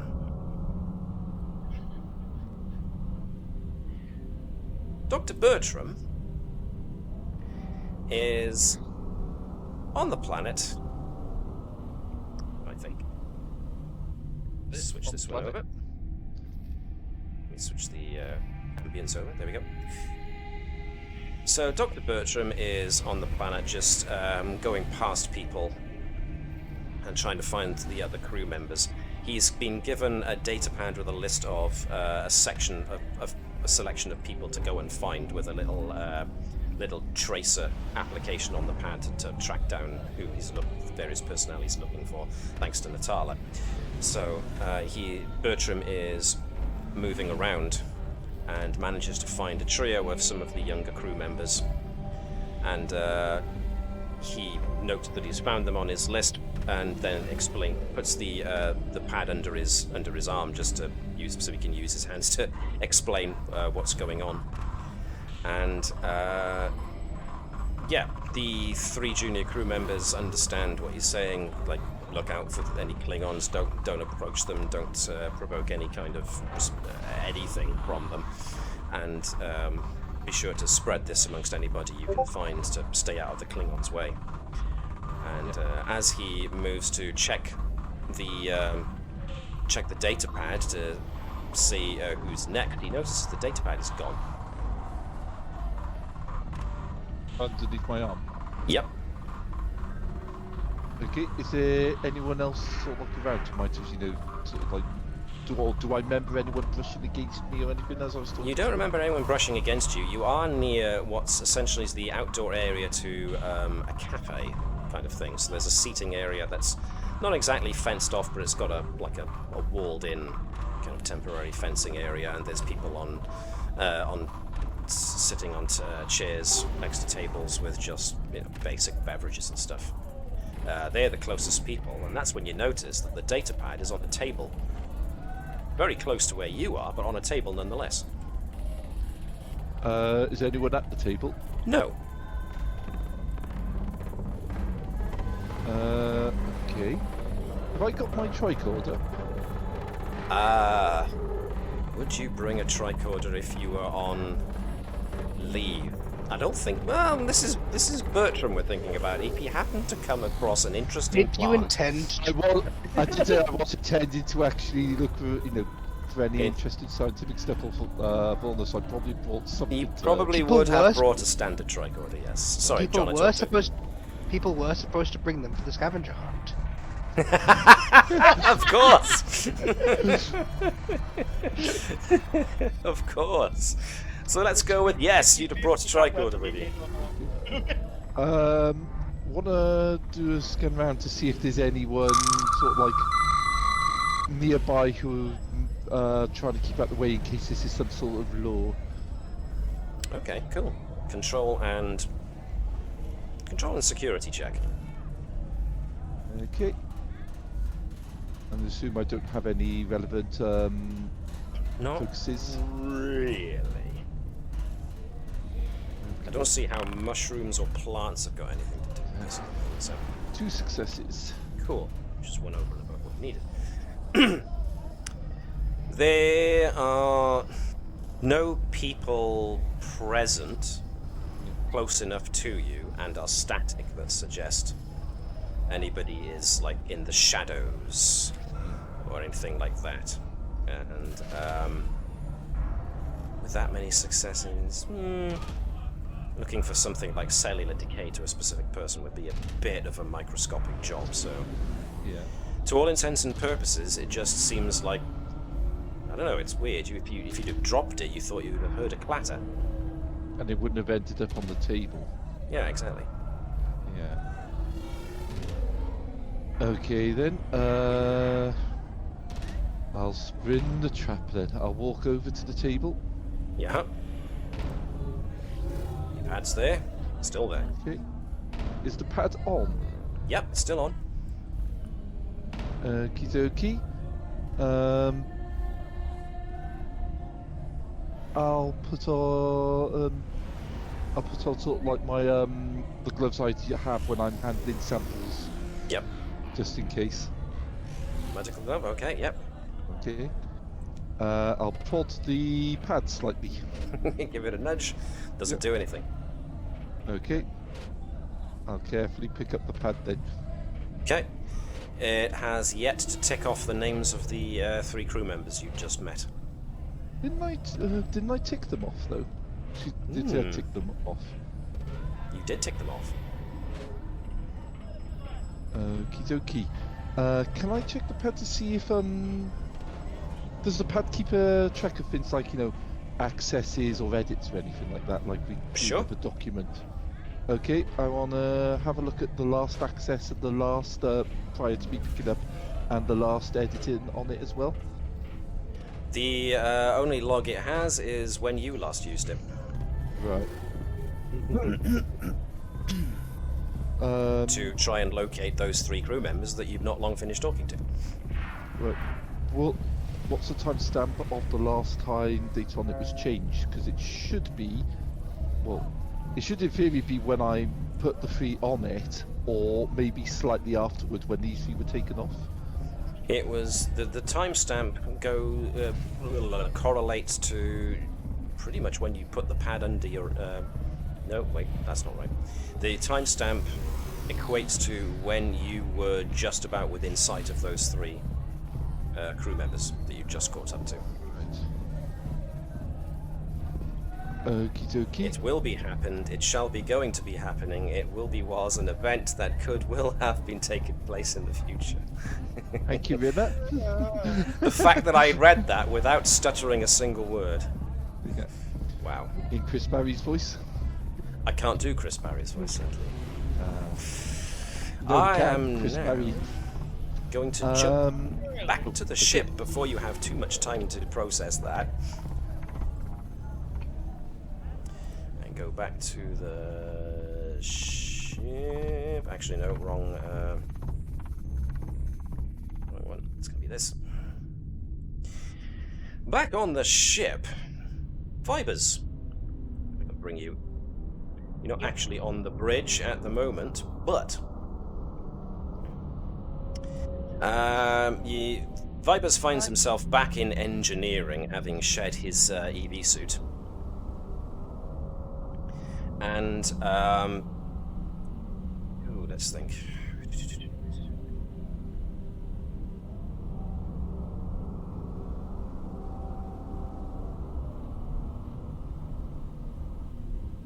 Okay. Vibers gets in after shedding his EV suit, has a look around, realizes, as he expected, there's nobody there.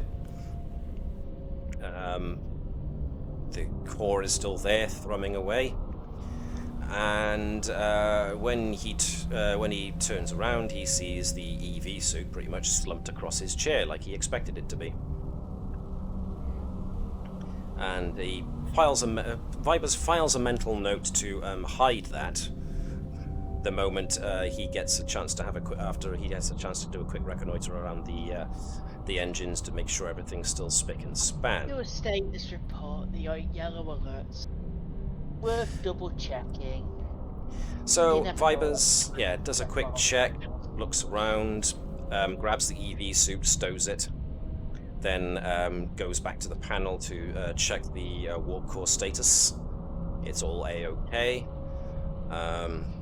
There comes Edwards' little pipe over the intercom about, is there anybody else around?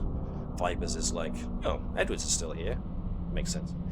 Then looks back and finds the EV suit is still draped across the chair. I was like, weird.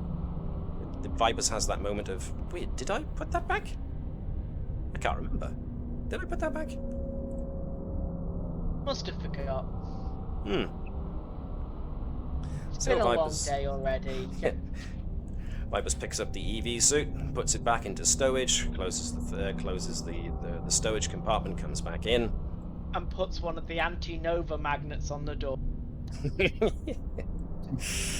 The fact that there's a specific magnet for a specific crew member, I like. Has a look got around. The whole locker of dealing with Nova experiments. Has a look around. Scary. Here's Edwards on the comm again. It's like, wow, this guy's being talkative tonight. Looks back at his chair, the EV suit's back. I was like, that's weird, I could have sworn I put that thing away. Did I put that thing away? I did.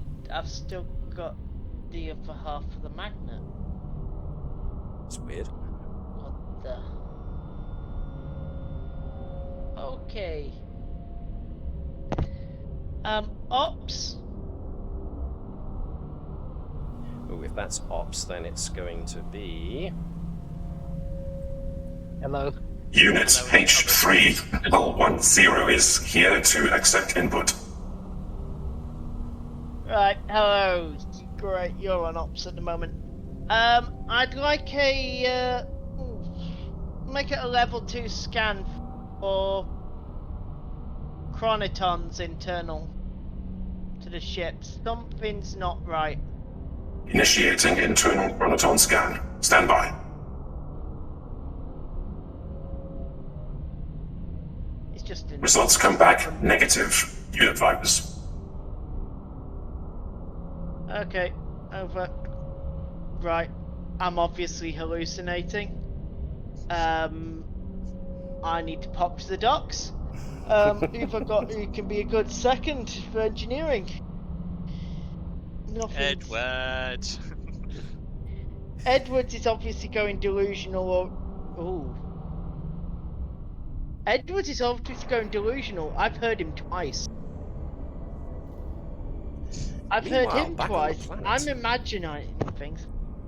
Did you almost say imaginizing? Please say you almost said imaginizing. That would have been awesome. I love that word. That's my new favourite word, imaginizing.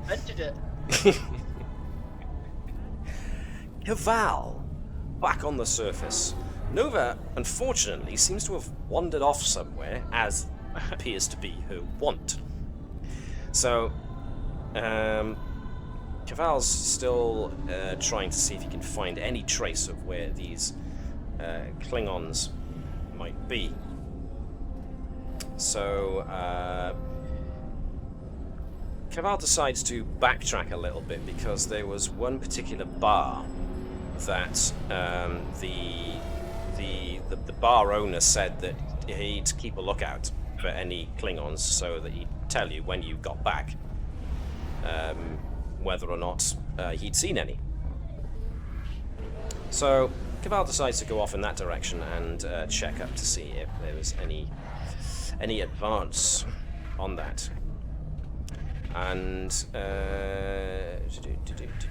Cavall enters into the bar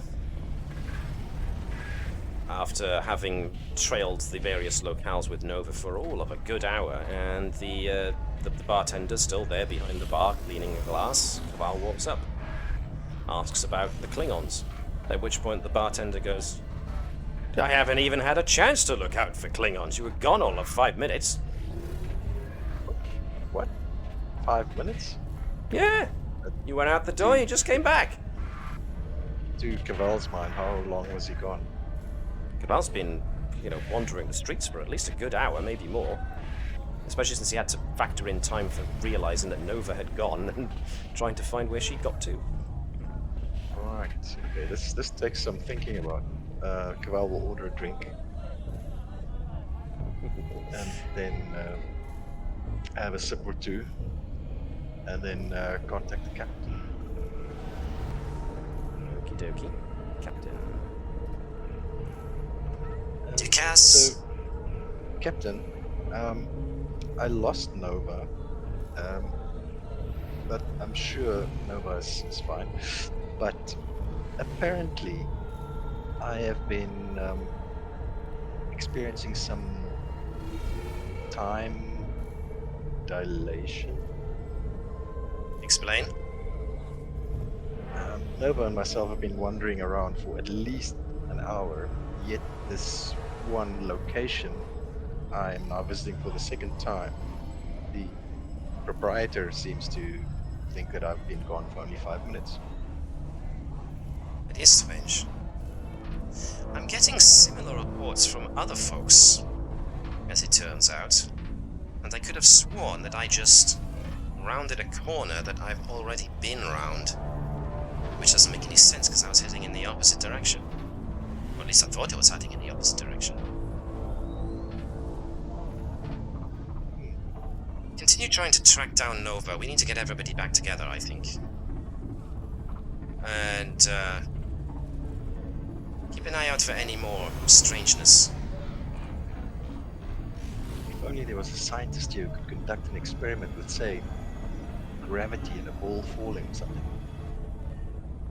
I'm sure if you ask Natala nicely. Speaking of things we shouldn't experiment with, Captain, I would recommend that nobody beam up or down. We don't want anyone either ceasing to exist or being duplicated. Noted, and probably correctly so. If our transporter chief wasn't on the other side of the planet, I could ask him to maybe look into getting a safer means. But as it happens, we'll just have to get a shuttle or shuttles down to transport us to and from. Alright, I'm going to start rounding people up down here. Everybody meet back at the original rendezvous point. Dukas out. Right. I am going to take us now to Natala.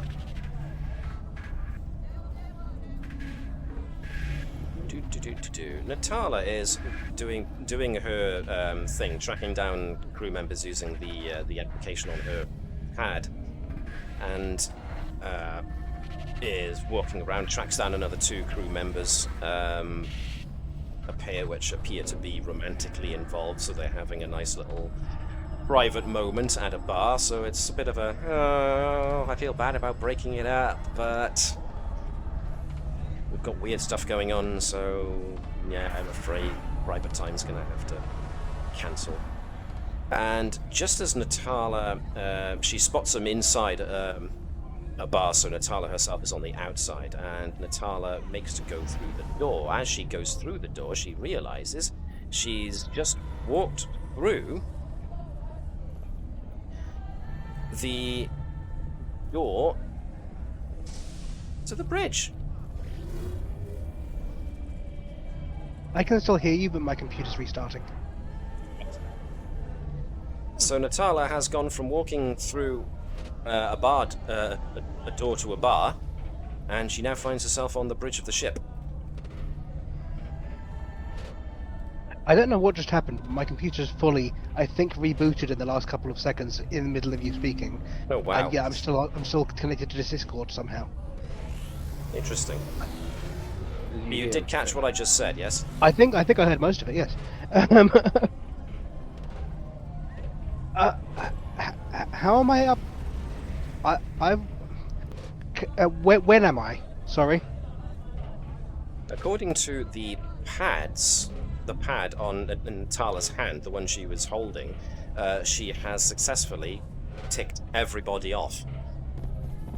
She's found everybody and has alerted them, and has now found herself back on the ship. And who is currently at duty on the ship? Well, it looks like Andrews is here, but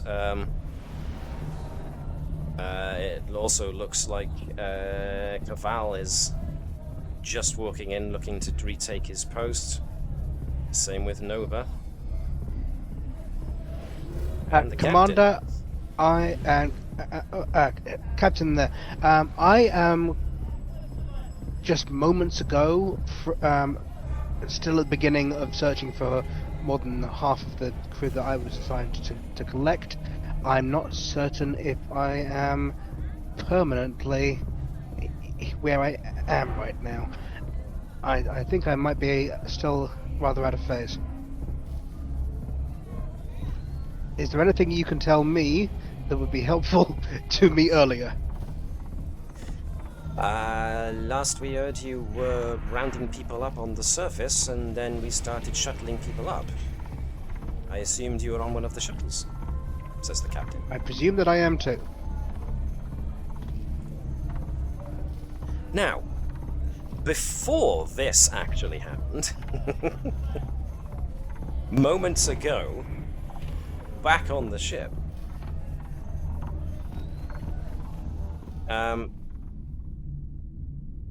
I'm going to take us to Andrews.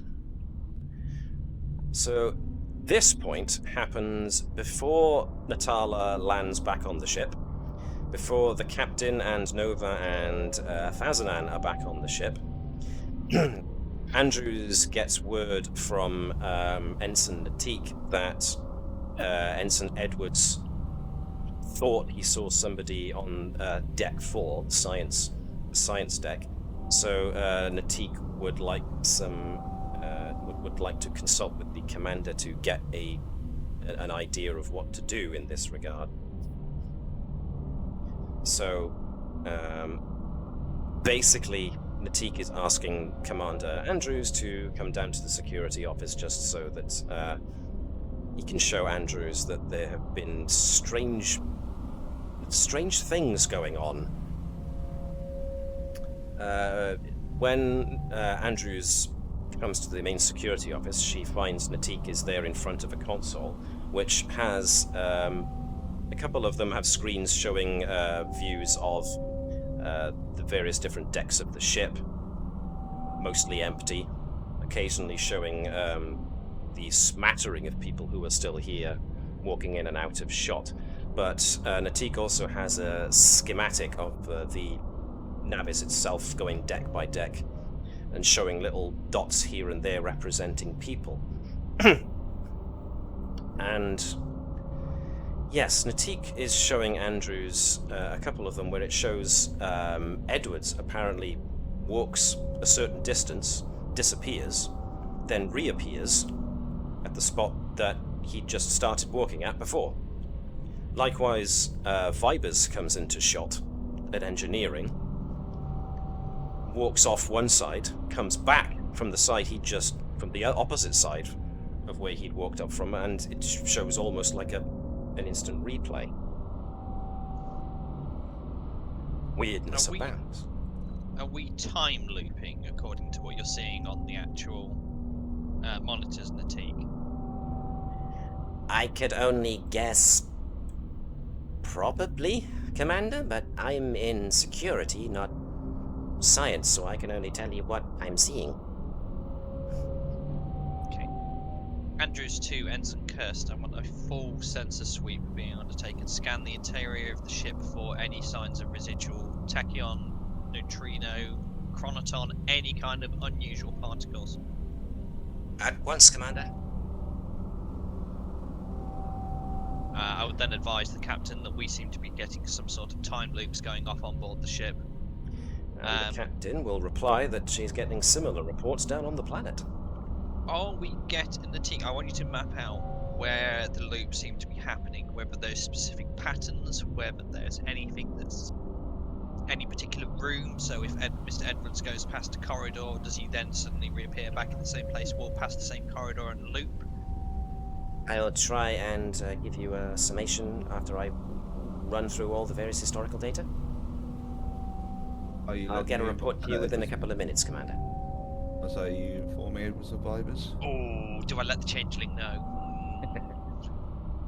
Yeah, I think he would go out as a shipwide alert to advise that there is some sort of temporal to ensure if you can find someone else on board the ship.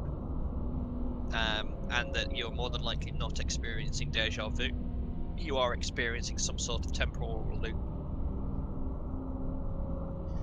Probably to advise crew away from the outer plates of the ship in case things start to loop back and distortions start to occur. Okay. Edwards would actually come back into that point. It's like deja vu. I've seen a few different things. This is the best I can describe them, but definitely not deja vu. Oh, and senior, yeah. Okay, so Vibers is the only one in engineering, so it'd be a case of.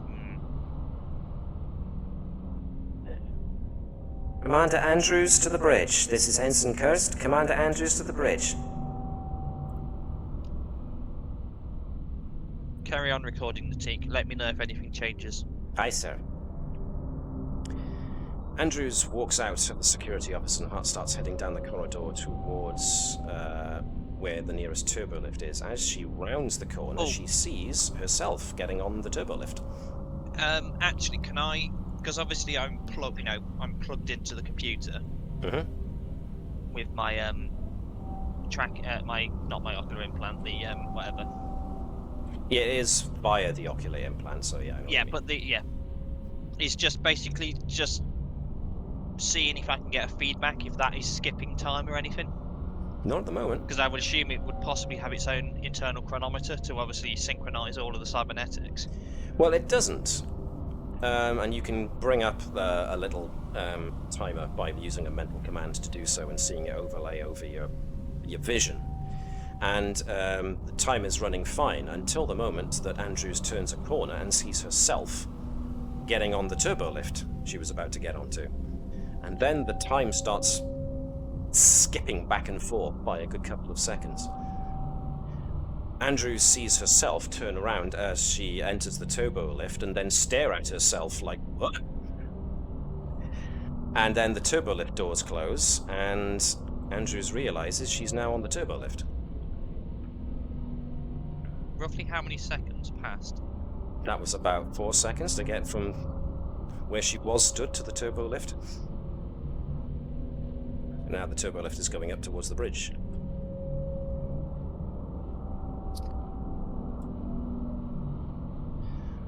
So, Andrews is now on the bridge, thanks to the turbolift. Claude gets up from the seat.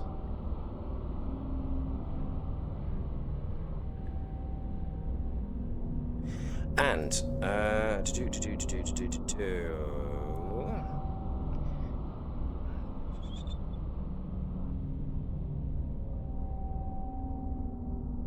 give me a second, I'm just trying to find something.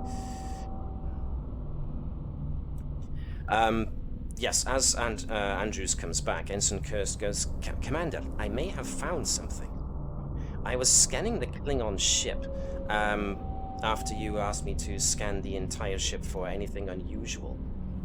I wasn't able to find anything specifically inside of the ship, but then I thought to try and scan the Klingon ship for see whether or not the Tetrion particles had shed from the Klingon ship and started coming over to us. They haven't, but I have noticed that there is almost like a wake, and the Tetrion eddies seem to have been left as almost like a trail that the Klingon ship seems to have left. That trail seems to head in the direction of the outer parts of this planetary system.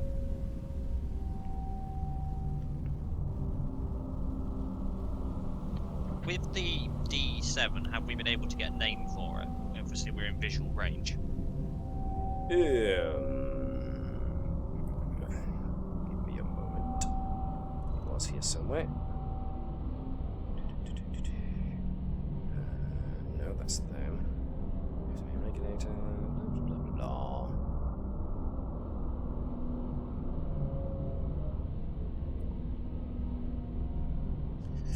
Klingon ship name. Klingon ship name.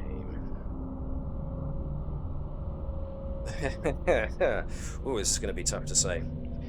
The Gulboj Sek.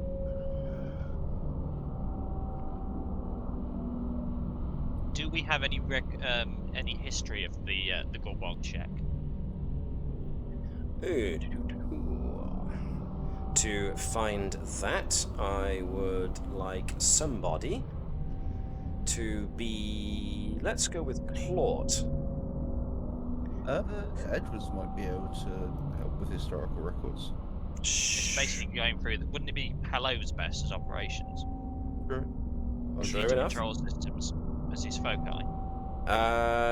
Reason and security assisted by the ship's computers and security for something regarding current enemy. So again, whoever you want. I mean, if you want Hello to do it, that's fine. Yeah, go on, Hello. Alright then, Sean, we've got reason and security for that. Who wants to be the ship? Who hasn't rolled in a while? I don't think I've rolled tonight. Well, there's a good chance then. Can you be the Navis ship computers and security, please? This will be difficulty 2, so Hello's already got way above what you needed. So whatever the ship generates is gravy. Right. Records on the Gulboj Sek are spotty at best. Being a D7, it's obviously got quite a history to it, since the D7 has been in use for well over 100 years by this point. So, and of course, the alliance with the Klingons was relatively recent, galactically speaking. So, the only records that the ship has available to it at the moment says that the Gulboj Sek was, is still in service last Starfleet knew. But the information it does have is that, according to most recent records, Captain Cannock is registered as the commanding officer of the Gulboj Sek. Now here's the interesting bit that Hello finds. Captain Cannock is considered by many to be a second-tier warship captain, one whose tallies of victory are nearly overshadowed by the number of setbacks in his career.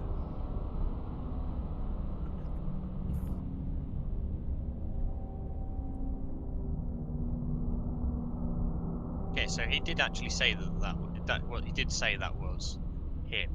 That's what he said was his name, yeah. Yeah. Now you think about it, Captain Cannock was very non-aggressive.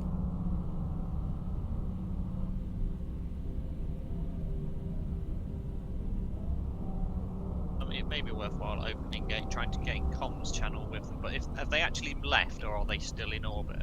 The D7's still in orbit around Hefner Bay.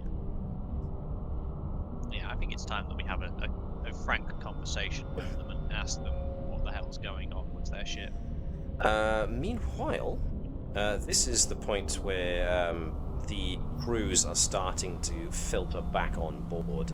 So, the shuttles are bringing folks in, and naturally the captain, Nova, Caval, the doctor, are those that are brought on first because they were the ones who were basically the seniors trying to organize everybody, and the senior staff are the ones who will probably want to be on the ship as soon as possible.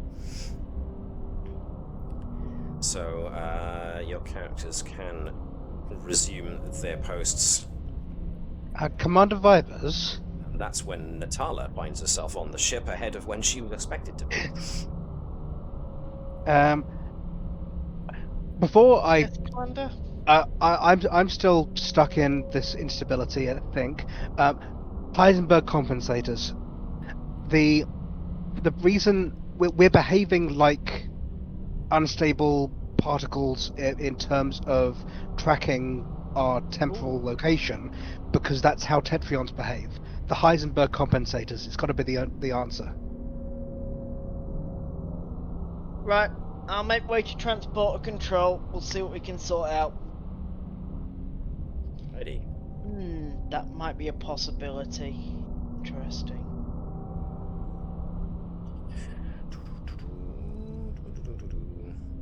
Well, Vipers is on his way to main transporters, and his current plan is use them backwards. Yep. Okay.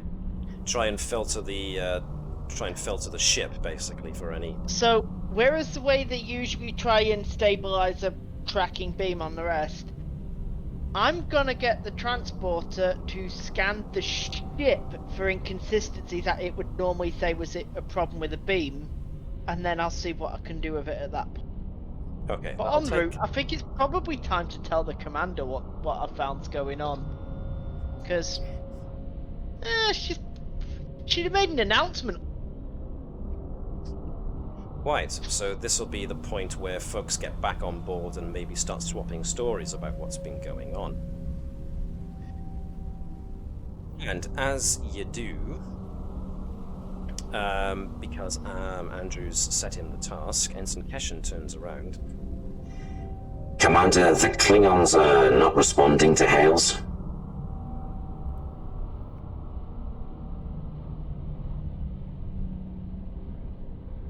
And Kirst shows Natala the readings she'd taken of the D7, and shows Natala that there's like a path of Tetrion and gravitons that are leading out, but she'd probably need to get a better scan to try and see where they go. They're going to go to a subspace bubble or rift of some kind. It's guaranteed to be something to do with somewhere that Tetrions can naturally be. So, would somebody, either Kirst or Natala or anybody, like to give me a reason plus science task aided by the ship's sensors and science? So, who hasn't been the ship in a while? Who hasn't had a roll? Sean, have you had a roll recently? Yeah, I just did Hella. Okay, so let's do Jan. Have you had a roll recently? Not lately, have you? So let's have Jan be the ship, sensors and science. This will be difficulty 2. So is Natala going to do it? Is Natala going to have Kirst aid? Is Natala going to aid Kirst? How's it going to work? I think as Natala's here, she'll do it with Kirst's assistance. Okay, so can I get Webby? Do you want to? Do we want Webby to be Kirst, or do we want Gareth to be Kirst? I'll do it if. Yeah, let's go with Gareth. You haven't rolled in a little bit. Yep. So Jan, you've got sensors and sides. Natala, and if Kirst can give reason and science as well, please, just on one. Doing sensors to focus. That was 2 successes on the money. Let's move Natala next to Cursed. Alright.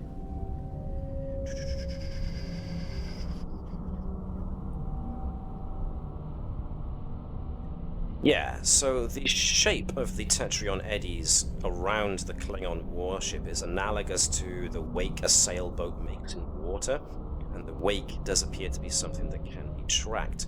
The Tetrion eddies seem to back up through the Hefner Bay system towards the outermost planet.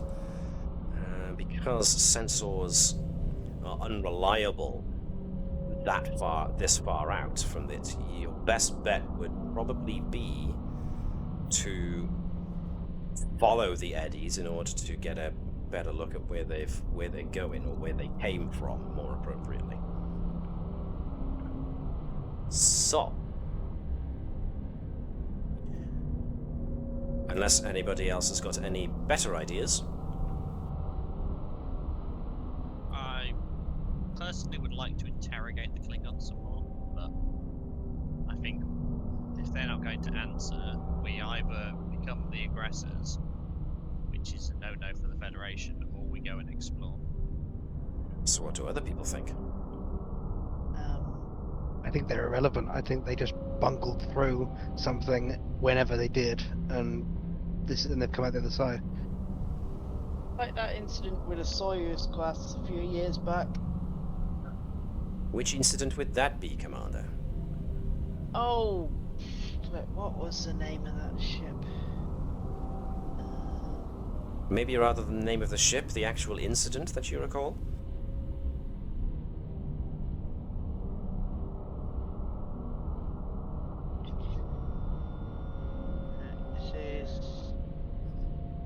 It was something the Enterprise hit a while back.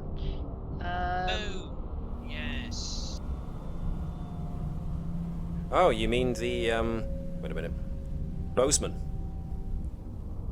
Yes, Bozeman ship. Was that the name of the ship? The Yeah. Bozeman was the name of the Soyuz class ship, yes. Yeah, Had Kelsey the Grammer on incident with board as the Bozeman. captain. Apparently he wasn't listening that time. And if you get that reference, then well done. How big is a D7? A D7 Not that is big, they're constitution size. 1, 2, 3, 4.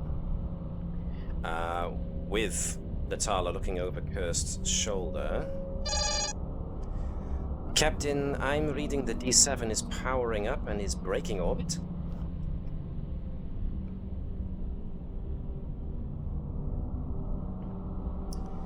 And yes, the D7 does indeed appear to be breaking orbit and is starting to move away.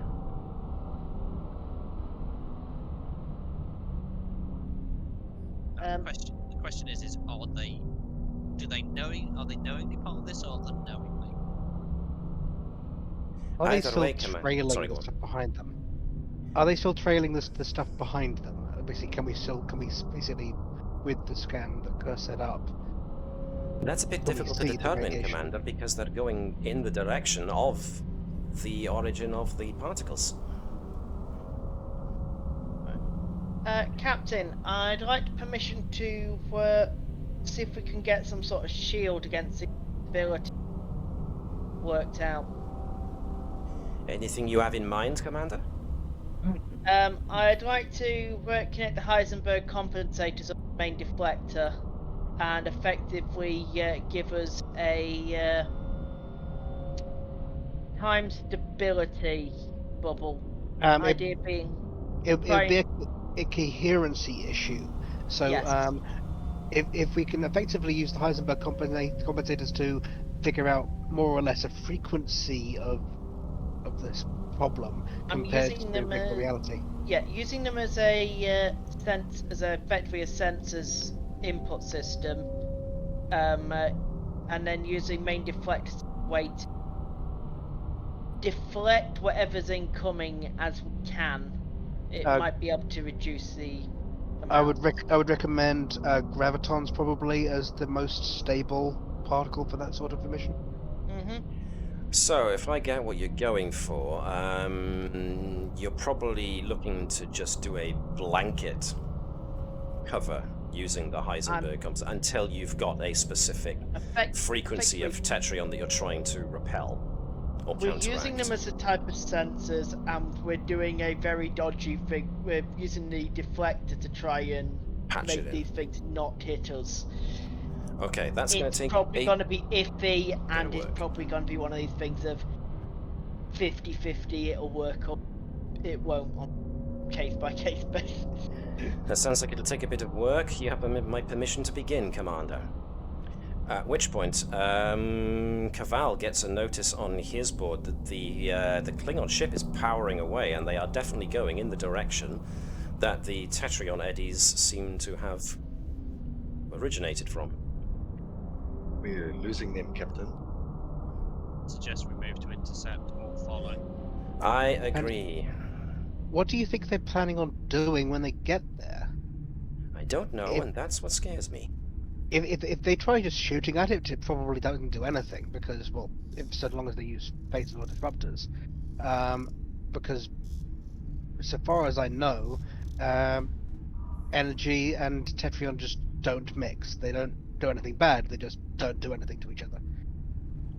Right. So, for the moment, the Klingon ship has got a lead. Yeah, it's a D7.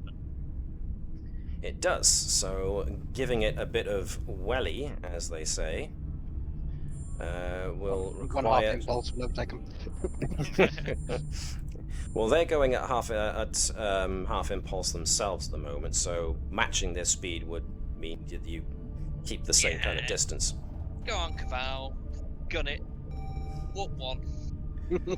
You're going to go to warp inside of a system. Beyond which, the Tetrion eddies will be stronger in their more natural environment, and warp is a more natural environment for them than not. Okie I would say that we get. Yeah, we're not going to warp. No, maximum impulse is. All right. So the first thing we're going to want. I think it's worthwhile that we advise them that there is a temporal instability ongoing, and they may be acting as an unknowing conduit for it, and suggest that they discuss with us what's been going on. All right. The message goes out. Ensign Cashin reports that there's no response. Was somebody about to say something then? I just want to know how close we want to get. Well, yes, that's a very good point. Do you want to maintain the distance? Do you want to catch up? Do you want to exceed? It's also possible that the reason they're not responding is that they're obeying the temporal prime directive. That is an interesting point. I think that is very close. Because of the age of the ship and how the captain was responding, it's us that's violating it, because they seem to be behind us. Commander, how old is that ship? How far out of time do we think they are? Well, the ship is still in service according to the records. The captain seemed non-aggressive, suggesting that potentially they could be 6 months out of sync. The question that Jan posed still remains: how close do you want to get, if at all? Because the Klingons seem to be pulling away. They seem to be putting extra power into their engines. Right. They're putting full power into engines, right? Okay. I think we want to get there before them.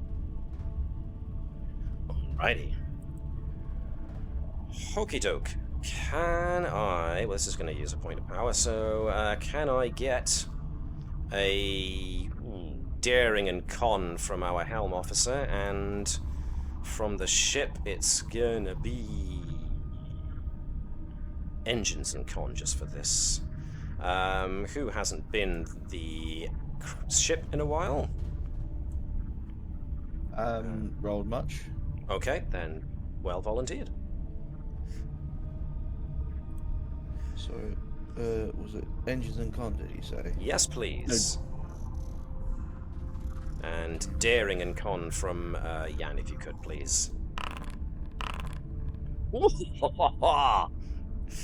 Boost that momentum. So, yes, step on it, Caval.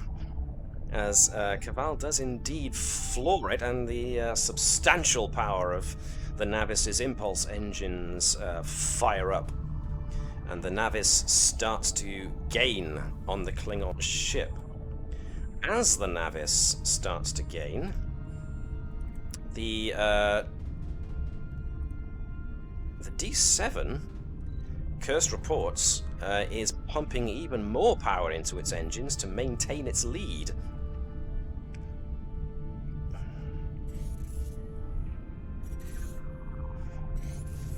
Captain, if we provoke them into going to warp, they could be in some trouble. I concur with Natala on that, Captain. I suggest we maintain our distance? Yes. Alright, Caval, throttle us back a little bit. Yeah, let them burn their engines out. Alright, so the D7 starts to slowly pull ahead. And you guys make sure to keep a respectable enough distance that you keep them in your sights, but the D7 still seems to be gunning its engines like nobody's business.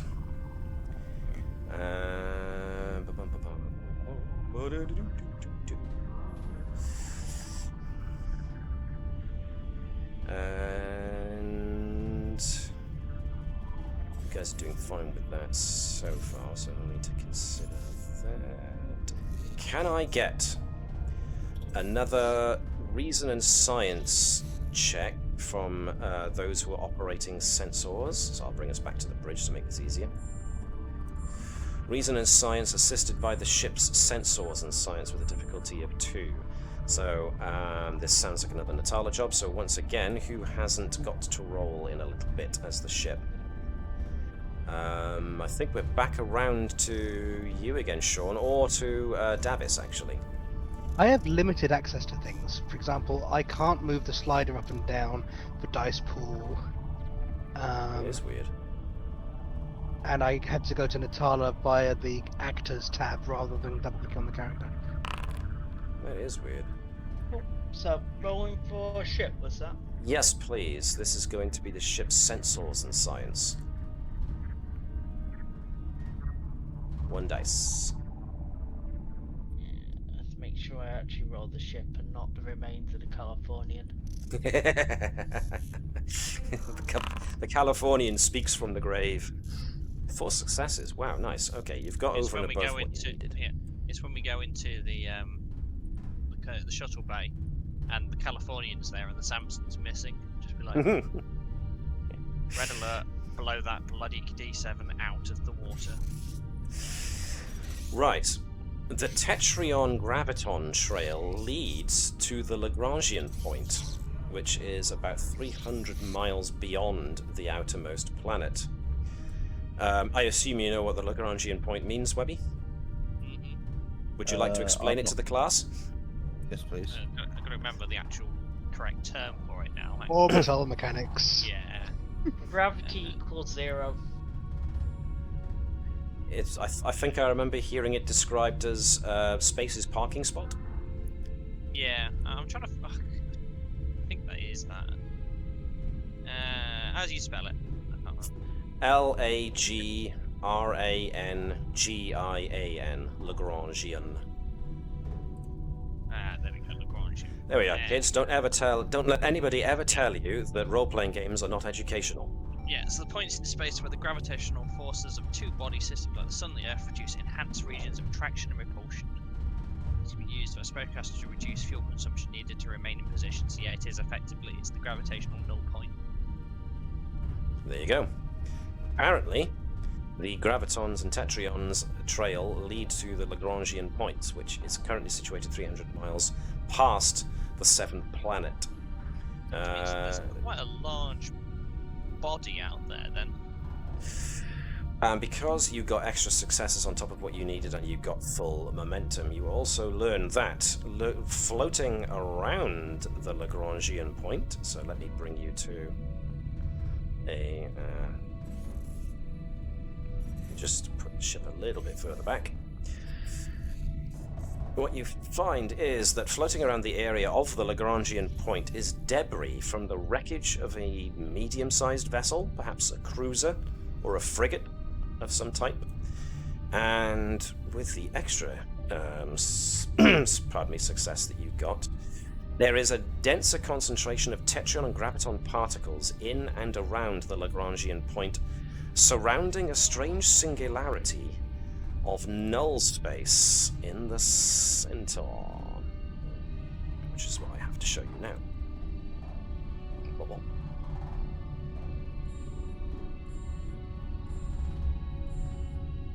The types of subspace. That's probably one of the ones we wanted to see at least.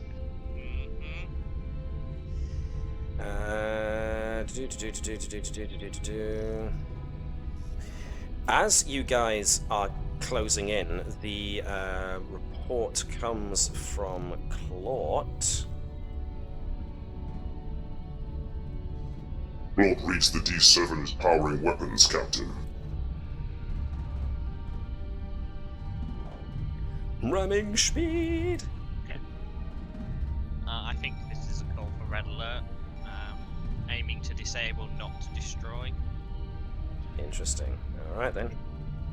Again, if need be, all you really need to disable is their torpedoes. The phasers or disruptors shouldn't do anything. Are you guys going to fire first, or are you going to wait for them to fire first? Them to fire first. Alright.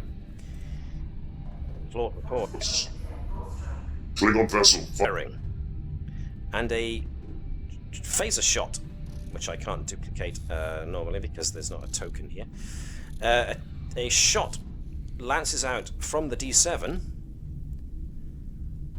towards the wreckage around the anomaly. God's sakes! Right, okay. Fire on them to disable weapons. Commander, don't you think that they might be firing at the ship that was there before, so they don't see the wreckage? Potentially. Which means, which means that they're stuck in a loop. And this the isn't the first time that they've D7 gone fires on this clump. Then this clump. Yeah. Fire on their weapon. We want to fire on their weapon systems. Okie dokie. Okie dokie.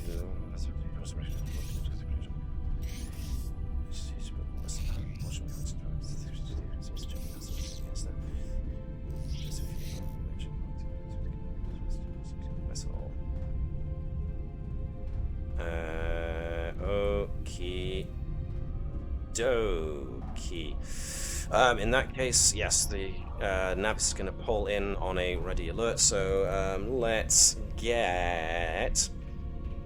This is going to be Claude and the ship. So who wants to be Claude? Who wants to taste awesomeness for just a brief moment? As I bring us back to the bridge. Who hasn't rolled in a goodly long while? I think it's Gareth's role, to be honest. Gareth does tend to do very well, so let's bring Gareth in as Claude, and who hasn't rolled as the ship in a goodly bit? Should we have Sean? Let's have Sean as the ship. Sean the ship. It's Sean the ship. He always pokes around. No, I won't do that. What am I doing? We're shooting, aren't we?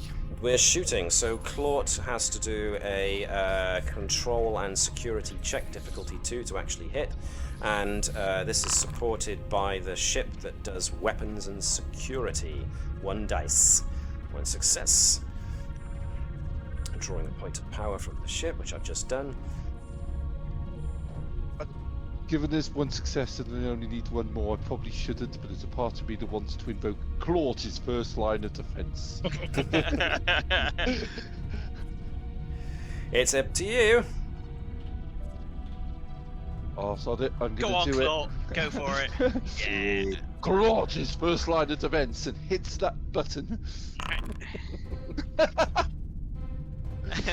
5 successes.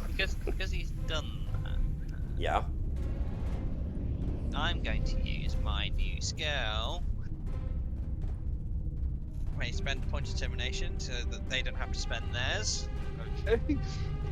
And then I am also going to roll my veteran skill to see whether I get Get it mine back. back. His abilities do chain nicely. You get it back. Yeah! Nicely done. So Claude doesn't spend his momentum if I am Claude. Andrews is just taking him on like, do it! Do it! Claude's first line of defense. Big red button! Well, that big red button did the trick. As it was, you shot and you slammed into. So, can I have... Who was the ship? No, it was Sean, wasn't it? Ship's already rolled, hasn't it? You got one success. Well, yeah, you got success to hit. Now I need to see what the damage was. So I need somebody to press the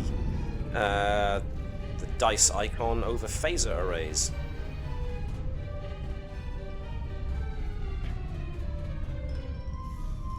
And you gain 2 extra because basically you got extra extra momentum on that. So roll an extra 2d6 for me, please. So 3, so that's pretty low rolls altogether. But 1, 2, 3, 4, 5, 6, 7 in total on the enemy ship. Let's bring us back here for a minute then. So it was indeed a...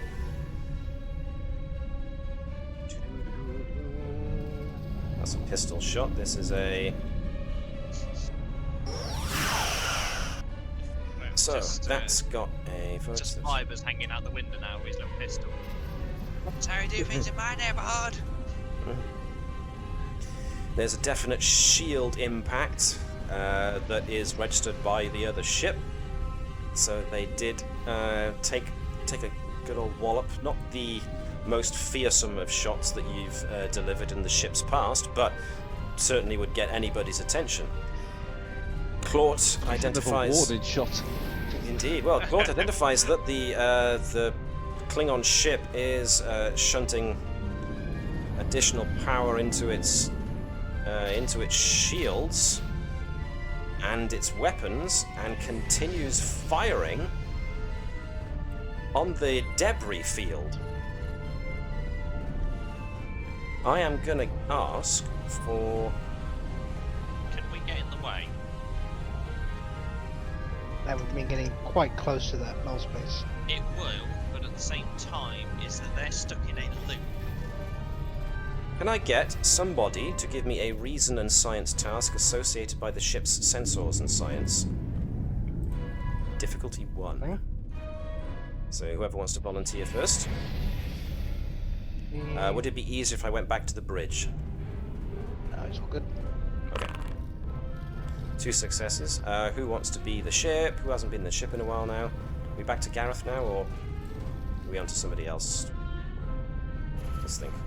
We haven't had Webby recently, so...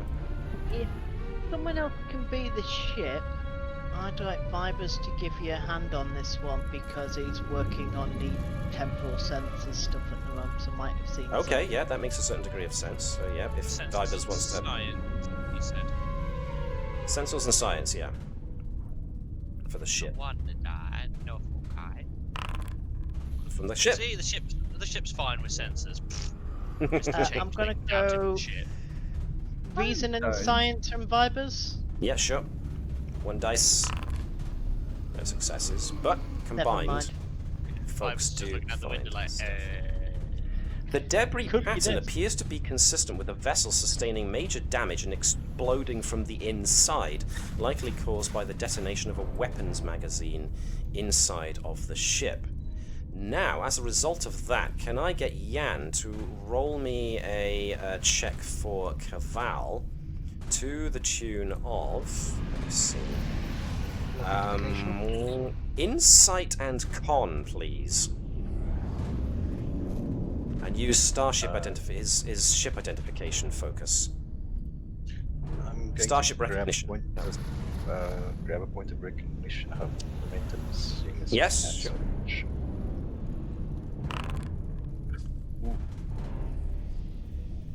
Okay. It's a ship. Now, you know what, I'm just going to go old school and just use that to give me a point of threat back. So, yeah, the composition of metals within the debris field mark the vessel as an Orion privateer. One that would normally carry about 50 crew members. The kind of ships that are usually overpowered and undermanned compared to Klingon and Federation ships. Going back to the guys on sensors, with the extra amount of successes you racked up, there are dead bodies floating amongst the debris, but they don't register as Orions. They register as Klingons.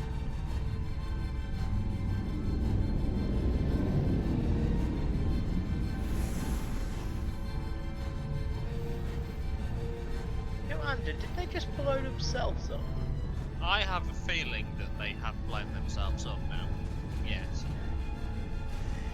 The Klingon ship moves a little closer and starts to keep peppering the debris. Yeah, I would definitely now be recommending that we get in the way of that damn ship. Alrighty. Then let's see how well you manage to put yourself in there. There are going to be gravitational eddies and debris to contend with, so this is going to be yet another daring and con check by... The eddies around null space can be very hard to spot.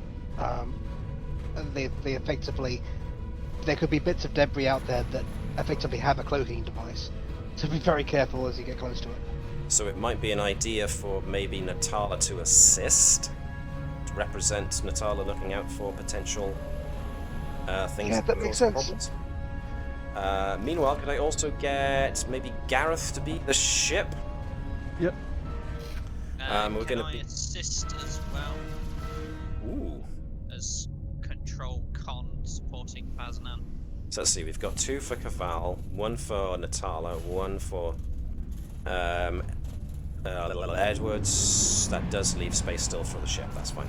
Matt, could you... You need to lose a point of threat there, Matt. You upset me. Yep. Lost a point of threat. I'll use my Legion of Honor. Nice. Can I get somebody to be the... did I say Gareth to be the ship? Yep, you said me. Cool. Matt, can you reduce my dice pool by 1 on my roll? I don't... Oh, right, yes, of course. Natala. This was going to be... the control signs or reason signs, depending on how you want to... because you notify... You did make the good point, they could be cloaked. It's more going to be reason than control, so let's do it. Yeah. Would either of my focuses, Battlefield Tactics or Starfleet Protocol, kick in for this as an assist? Good question. Protocols, survival, battlefield tactics.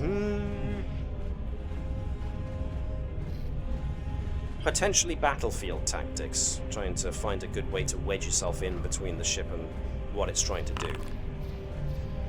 And that leaves the ship, who is burning power to do this.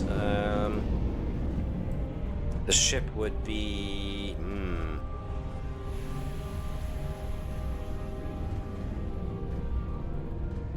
This ship would be engines and con again, I think. Engines and con? Let's go with engines and con. Others suggest themselves, but I'll go with that. Alright, so all in all, it's down to Natala spotting and Fazanan driving. Between the 2 of them, just about manage it as the Navis swoops in, placing itself very firmly between the debris and the Klingon ship. And the Klingon ship appears to be trying to re-angle itself to get a better shot to fire past the Navis, and that's when something happens as the anomaly starts to enlarge, if there is indeed such a word. Yeah.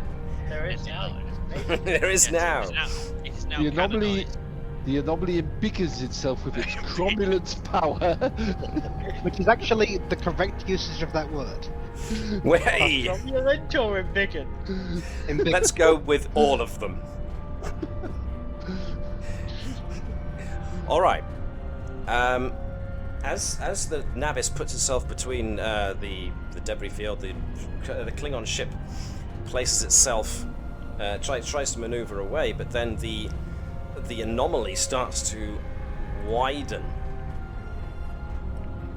And Can we overpower them by putting a tractor beam on them at full repulse and just basically shut them backwards whilst we're escaping the anomaly?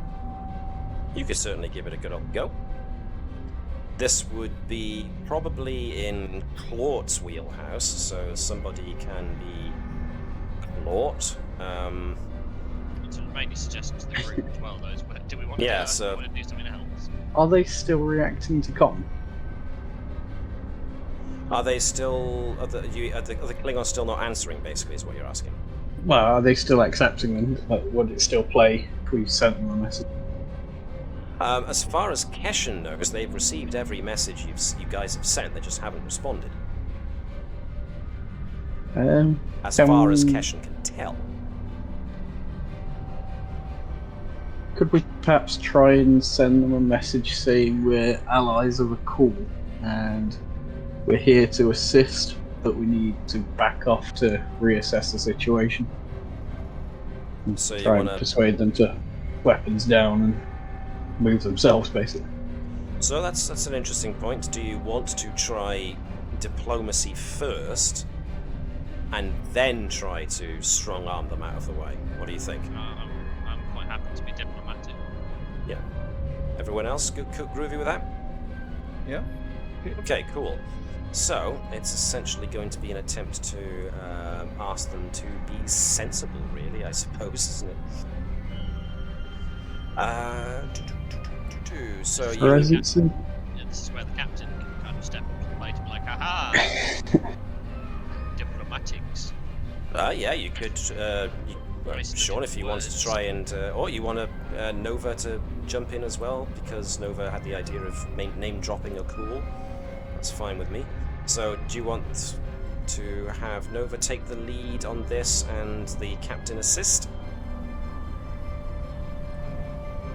Or the other way around? I think if the captain's wanting to get involved, then Nova would just let the captain get involved, but I think she's going to assist at least.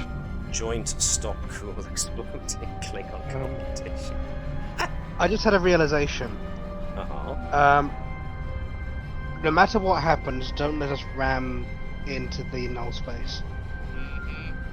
With the modifications that Vibers have made to the deflectors, we would be effectively creating a quantum catapult.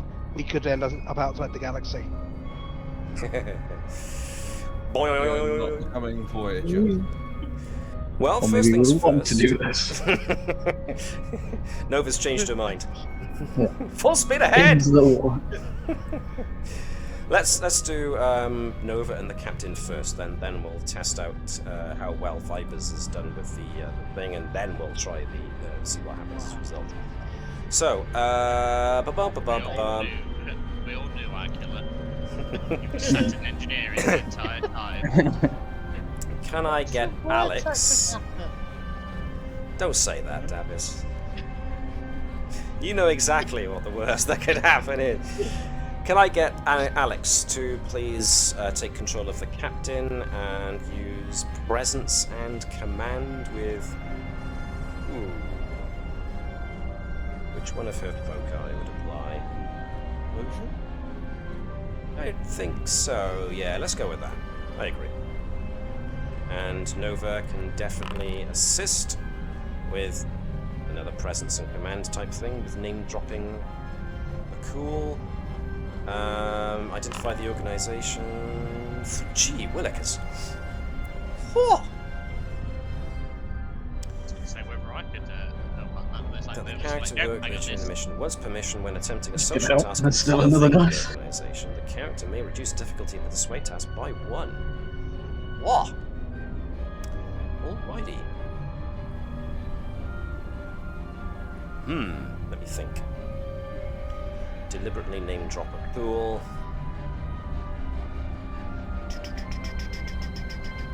It's just that evidence of I'm playing on the fact that we've helped them before. And we're Yeah, not yeah. aggressive. So, yes, you word it very well in such a way that you would imagine that, well, from what you remember, Captain Akul himself is way up there with some of those guys who have got the favour, if not necessarily the ear, of Chancellor Gowron. So, if these guys are indeed in the current Klingon command structure, then name-dropping Captain Akul should have some resonance of some sort. The fact that you do not get a response, even though Ensign Keshen can confirm that the Klingon ship did receive the transmission, it did enter into their system. They did. There was a logged reception of the transmission you just sent. You still get no reply back, which in and of itself is highly suspicious. Especially considering who this captain apparently identified himself as. A captain that's not necessarily anywhere high on the pecking order, and you've just name-dropped somebody who more than likely is higher up on the pecking order. And they haven't given a response, and they are still trying to work their nose around the Navis to try and get a clear shot of the debris. They are doing their utmost not to shoot the Navis. Oh, yeah.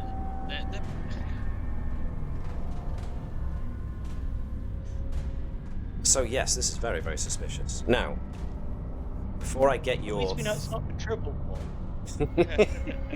Before I get your thoughts on that, let's get an idea of how well Vibers has managed to knock around with the Heisenberg compensators. For this, I'm going to bring in Lechude as the most obvious support character for this venture. So, well... I don't think Lechude would be taking part in this. He's crying as Vibers is ripping apart his transporter room. I think Lechude is involved in this on the lines of stop, please, that bit's important. I'll do it, please, it'll cause less damage. Edwards might be able to help with an engineering task. Sure. So, Vibers as primary, Edwards and Lechude as assisting. Who would like to go as Lechude? Who hasn't had a go in a bit? I don't know. Jan's rather well. Yeah, let's get Yan in on Lechude. So this is going to be basically patch jobbing the transporter's Heisenberg compensators into the ship and the deflector.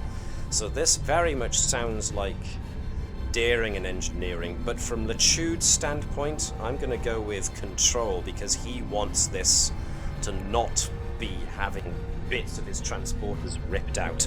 He's showing the other two how to do this carefully. So that When he you've puts still it back got together again, he transporters. wants to have all the bits. Yes, exactly. I would like to point out that this whole incident interrupted Vibers' breakfast. As far as justifications go, He was having a very late breakfast today. 6 impossible things before breakfast as a means of justifying a point of determination? Alrighty then. Well, it's impossible. I just quite like it. Enters is daring in engineering, if you please. Oh, sorry, wrong one. And control and engineering from Lechude. Yes. Still got it. Yowza! Alright then, you guys are pretty confident that you've managed to do what it was you wanted to do, which was tie the Heisenberg compensators into the system rather than just outright ripping them up and plugging them in. It's tying them. The Chute got on his knees and begged you for that one. Tying them into the sensors and deflectors. So, you think chances are good that you can repel Tetrion eddies to a greater or lesser degree. So, this was an interesting learning experience for Edwards. It was like, wow, I didn't think you could actually plug the transporter system into the ship entire. And Lechude is very much there grinding his teeth going, you shouldn't really. Okay, I know it could destabilize this. We're not going to go warp. We can't go past impulse. And we probably shouldn't fire the third torpedo array on the left. But it'll work out. Libus is just sat there going, it's not the port of the south. It's not the port of the south. It's not the port of the south. Hey. Nothing will ever be as bad as that. I'll show you the plan to the port of the cell if you don't stop whining. Oh, please God, no. Right, so these boys fairly confident in what they've done. Nice. So, with that in mind, it's possible it's now time for the tractor beam. So, I do believe this is going to be a Clawt and the ship moment. So, Webby, if you would like to be the Clawt, and Gareth, if you'd like to be the ship. Now, with tractor beams, your tractor beam is... I'd like to assist Clawt again. Like, Alright, if you're going to assist Clawt, then let's have... I don't know, Jan's just been somebody, so I suppose Sean is going to now be Clawt. Well done, Sean. So, Andrews is going to be assisting in Andrews' first officer kind of way. The ship is going to be assisting with... Ooh. This is going to be structure and security, I'm going to say, for the ship. And Claude is going to be giving us control and security to try and get a tractor beam on the ship. So let's see what we get. Claude gets 2 successes, the ship gets 1 success. Andrew's assisting.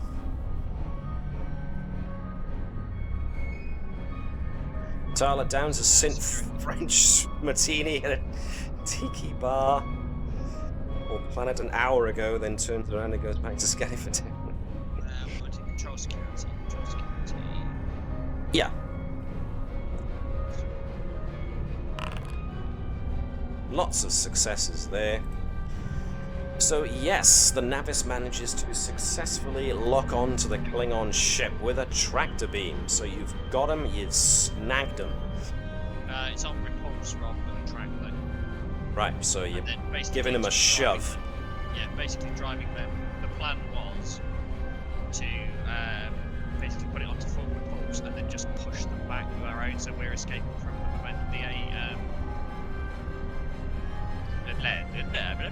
the anomaly, let's say, yes. Yeah. Bless you. So there is now a We're going this way, you're coming with us. Well, no, we're just pushing them back as far away from the anomaly as possible, going, yeah. Back you go.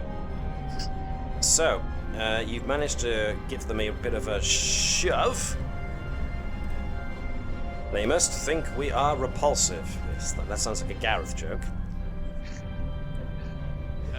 So I'm going to accuse J'accuse. It wasn't actually me that said it. Sean. Nope. Bertram! Yeah. Oh, really? Guilty. And that's 2 threat right there. It didn't actually show me who it was, which is weird. It usually pins who it was. Because it was the ship Yeah. who did it. The ship did it. It's the ship's fault. Yeah, because the ship said it. That's why it came up. Okay. Just as you guys are about to so you've just given the order to snag on. You've gotten the report that the tractor beam has locked onto the ship and is starting to push them back. That's when weird stuff starts to happen on board the bridge. Everybody starts seeing strange echoes.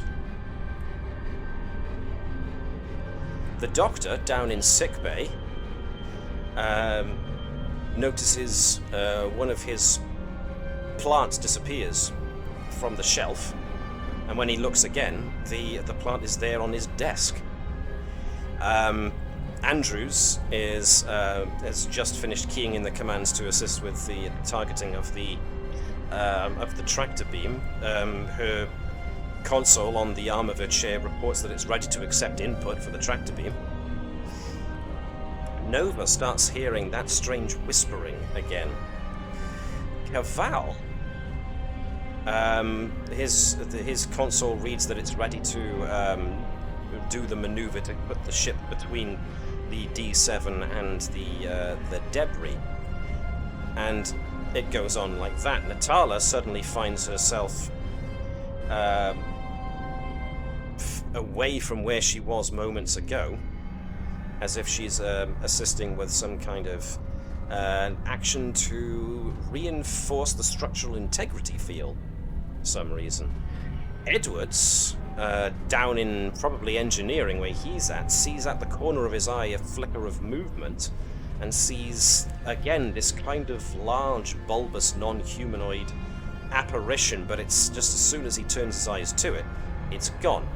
Vibers recognizes that Vibers reaches for a pad with a couple of engine readouts, inputs them and hands them off to one of the crew in order to send them off to do a job. And then seconds later, the pad is back there again, and the ensign that you were giving the pad to reappears, looking for the pad. All those things seem to happen simultaneously to each of you at the same kind of instant.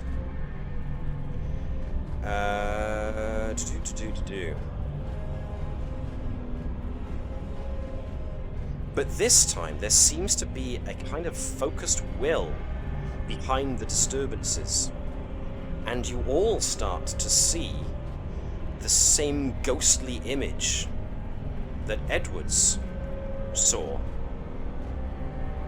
This kind of odd, these ghostly images of the hazy form of a non-humanoid with 4 large eyes set in their oversized craniums, all of which peer with curiosity at you all and at the console, the bridge consoles and controls. At this point, Kirst and Natala also get an alert notifying them that there's a spike in tetron and graviton particles. The particle cloud around the aperture in space is now growing exponentially. Almost, it seems, in response to the Klingon ship's attack. Nova then feels a terrific weight, a sensation of great weight on her mind, as if some towering intellect is reaching out through that gap in space and is trying to connect mind to mind. Can I get Nova to give me a... This is going to be an unusual one. Can I get Nova to give me a control and science? But this one is difficulty 5, due to the magnitude of the mind that is trying to connect to Nova. This is where Sean just pulled out one of his gym badges. Or multiple gym badges. You mean these gym badges? I just keep rolling all my gym badges. I'm gonna... Cochrane Medal of Excellence, also I can kill you with my brain. You receive 2 benefits of spending a point of determination instead of 1. Blimey day! So that's right. That's 4 successes already. Do we need to risk things?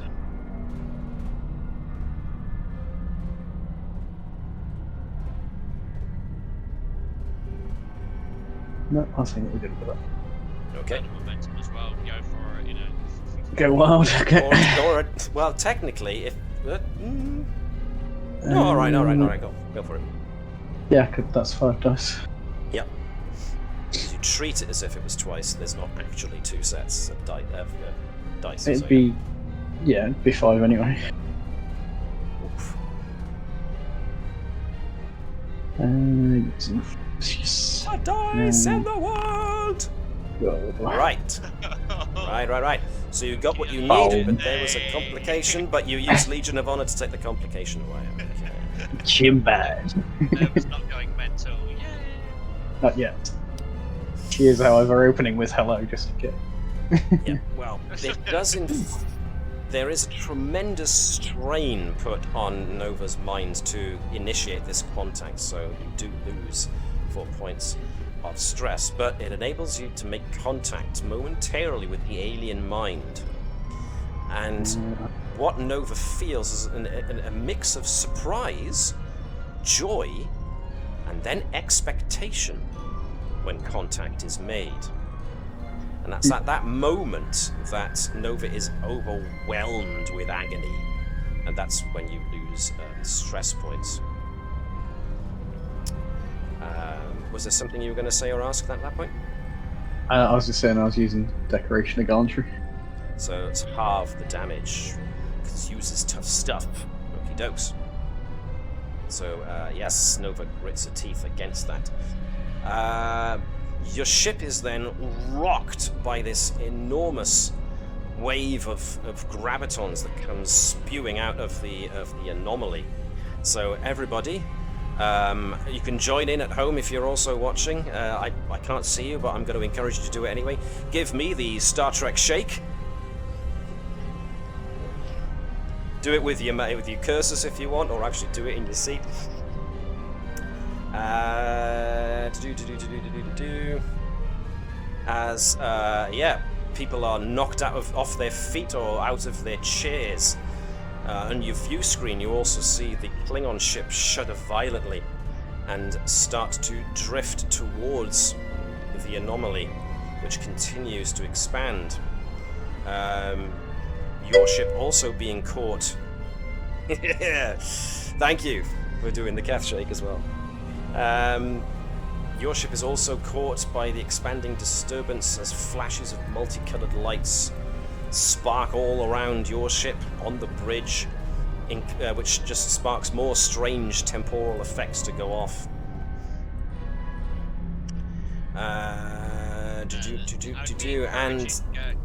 Sorry, go on. I'd be encouraging Caval to absolutely gun it now. Yes, Caval puts pedal to the metal, as it were, to try and gun the ship into as much action as possible, but it does burn power, and it does give a point of, what's it called? A breach. Inflicts a breach on the structure of the ship as everyone is thrown around violently.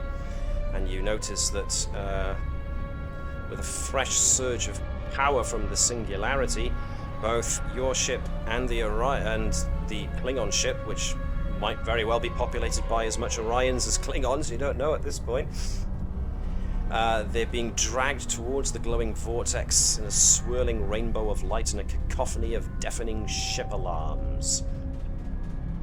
You're all engulfed in sound and fury and spin deeper and deeper into a radiant whirlpool that cycles through the spectrum from deepest indigo to brilliant, blinding white. That is where we finish for tonight.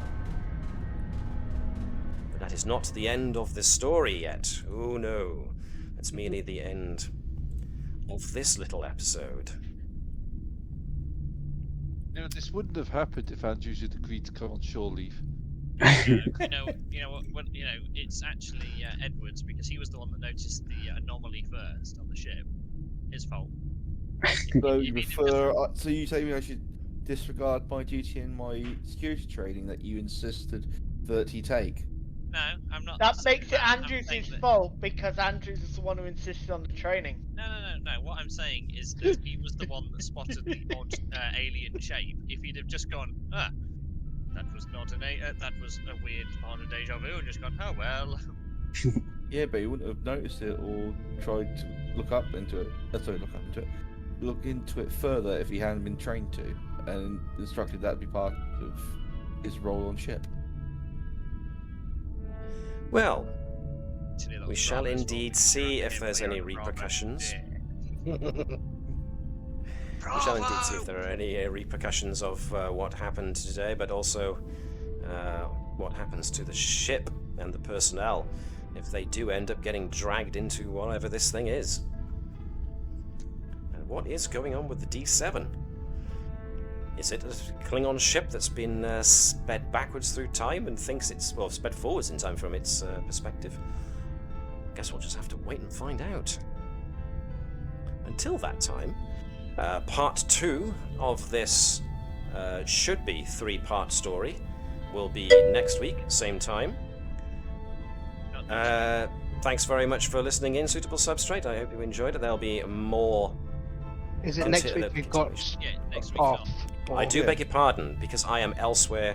I will not be here to be able to run it, so you're going to have to wait for not next Tuesday, the Tuesday after, before we conclude this story.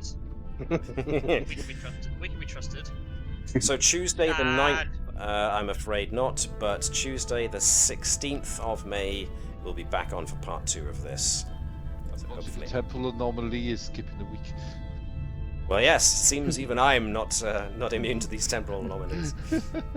We call them holidays where I'm from, but what the heck do I know? Temporal holidays? Temporal holidays.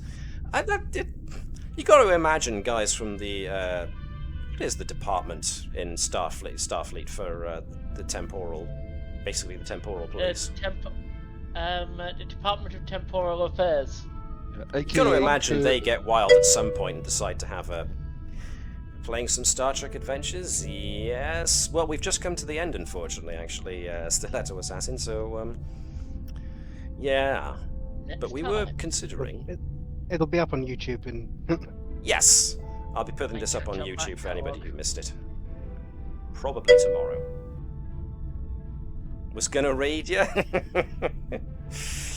Oh well, never mind. But yes, folks want to catch up on what happened tonight, then yes, I should be dropping this onto YouTube sometime tomorrow. We just finished the Modiphius STA stream. There was a stream. Well, funnily enough... stream. I haven't watched the Modiphius stream for some time, actually, so who knows. But, as far as this lot are concerned, yes, if you missed it, then it will be on YouTube, hopefully tomorrow.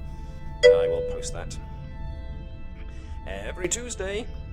Well, strange, that's when I post my streams. Coincidence? We're trendsetters, guys. Even Modiphius is streaming the same time as we are. Haha! That'll teach them for not putting our stream on their list of Star Trek streams. It's a temporal anomaly. It means all Star Trek Adventure streams go on Tuesdays. It's when they're going to be installed on Tuesday. It's not installed until Tuesday. We'll try and radial if you're on next time. Well, like I said, next week we are not on because I am going to be in my own mini temporal anomaly, so we're going to not be back until the, what date did I say it was? The 16th. However, there will also be the new adventures of the USS Combs on Sunday at 1 p.m. Greenwich Mean Time, so stop by on those guys as well, if you fancy it. Until then... We're in BST at the moment. Wait, what? Good point. We're in BST. We're British Summer's coming. British summertime, yeah. We've gone forwards in time, so we're at BST now, not GMT. What? Now we're having real life temporal I was going to say, problems. the temporal anomalies just keep stacking up over here. Well, in any case, thank you to everybody who watched the stream, even if you tuned in at the very end there. Basically, views is all brilliant, as the guys at Trek Culture say, and I will echo Sean from Trek Culture's sentiment in that regard. Be kind to one another. Make sure you do all live long and prosper. Again, like Sean from Trek Culture says. And yes, hope to see you when we see you next. And in the meantime, yeah, look after yourselves. Hope everybody's doing well. Continue to be nice to everybody you meet, because you don't know what others are going through. And for now, let's just close our hailing frequencies as we say good night to all. See you next time.